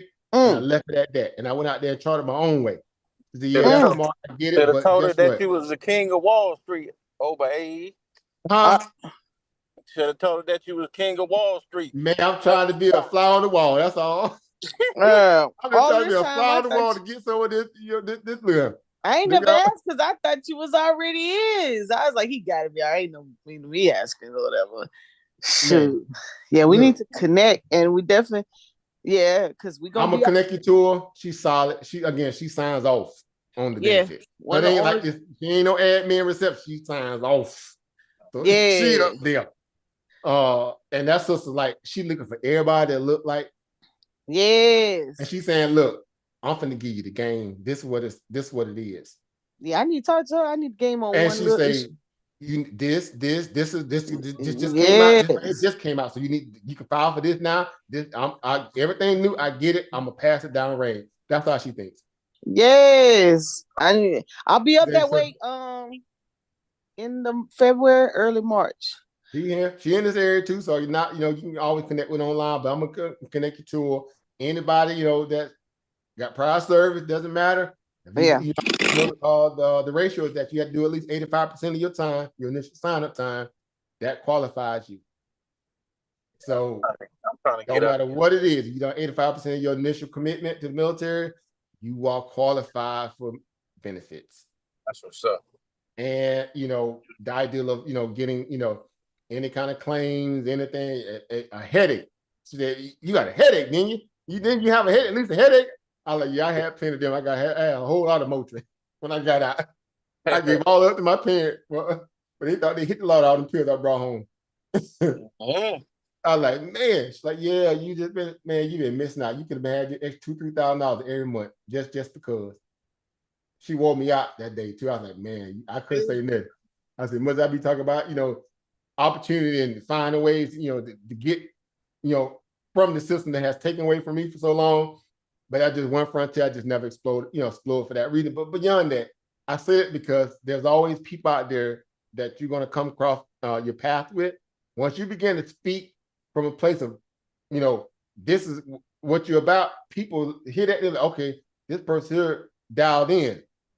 How can I add value to even what they already got or already know? That's the greatness about what we do too. Because our casual conversations turn into a whole networking session. Tangible ones though, not so much as just theoretical, man, it'd be great to do this and do a friend. No, we get up there and hit that buy or sell button, or we got opportunity at our fingertips. Literally. Oh, I need an extra $200-$300 today. Let me catch a vol today. I got it. No worries. Go get this right at the market real quick. Give me a minute. I'll be right back.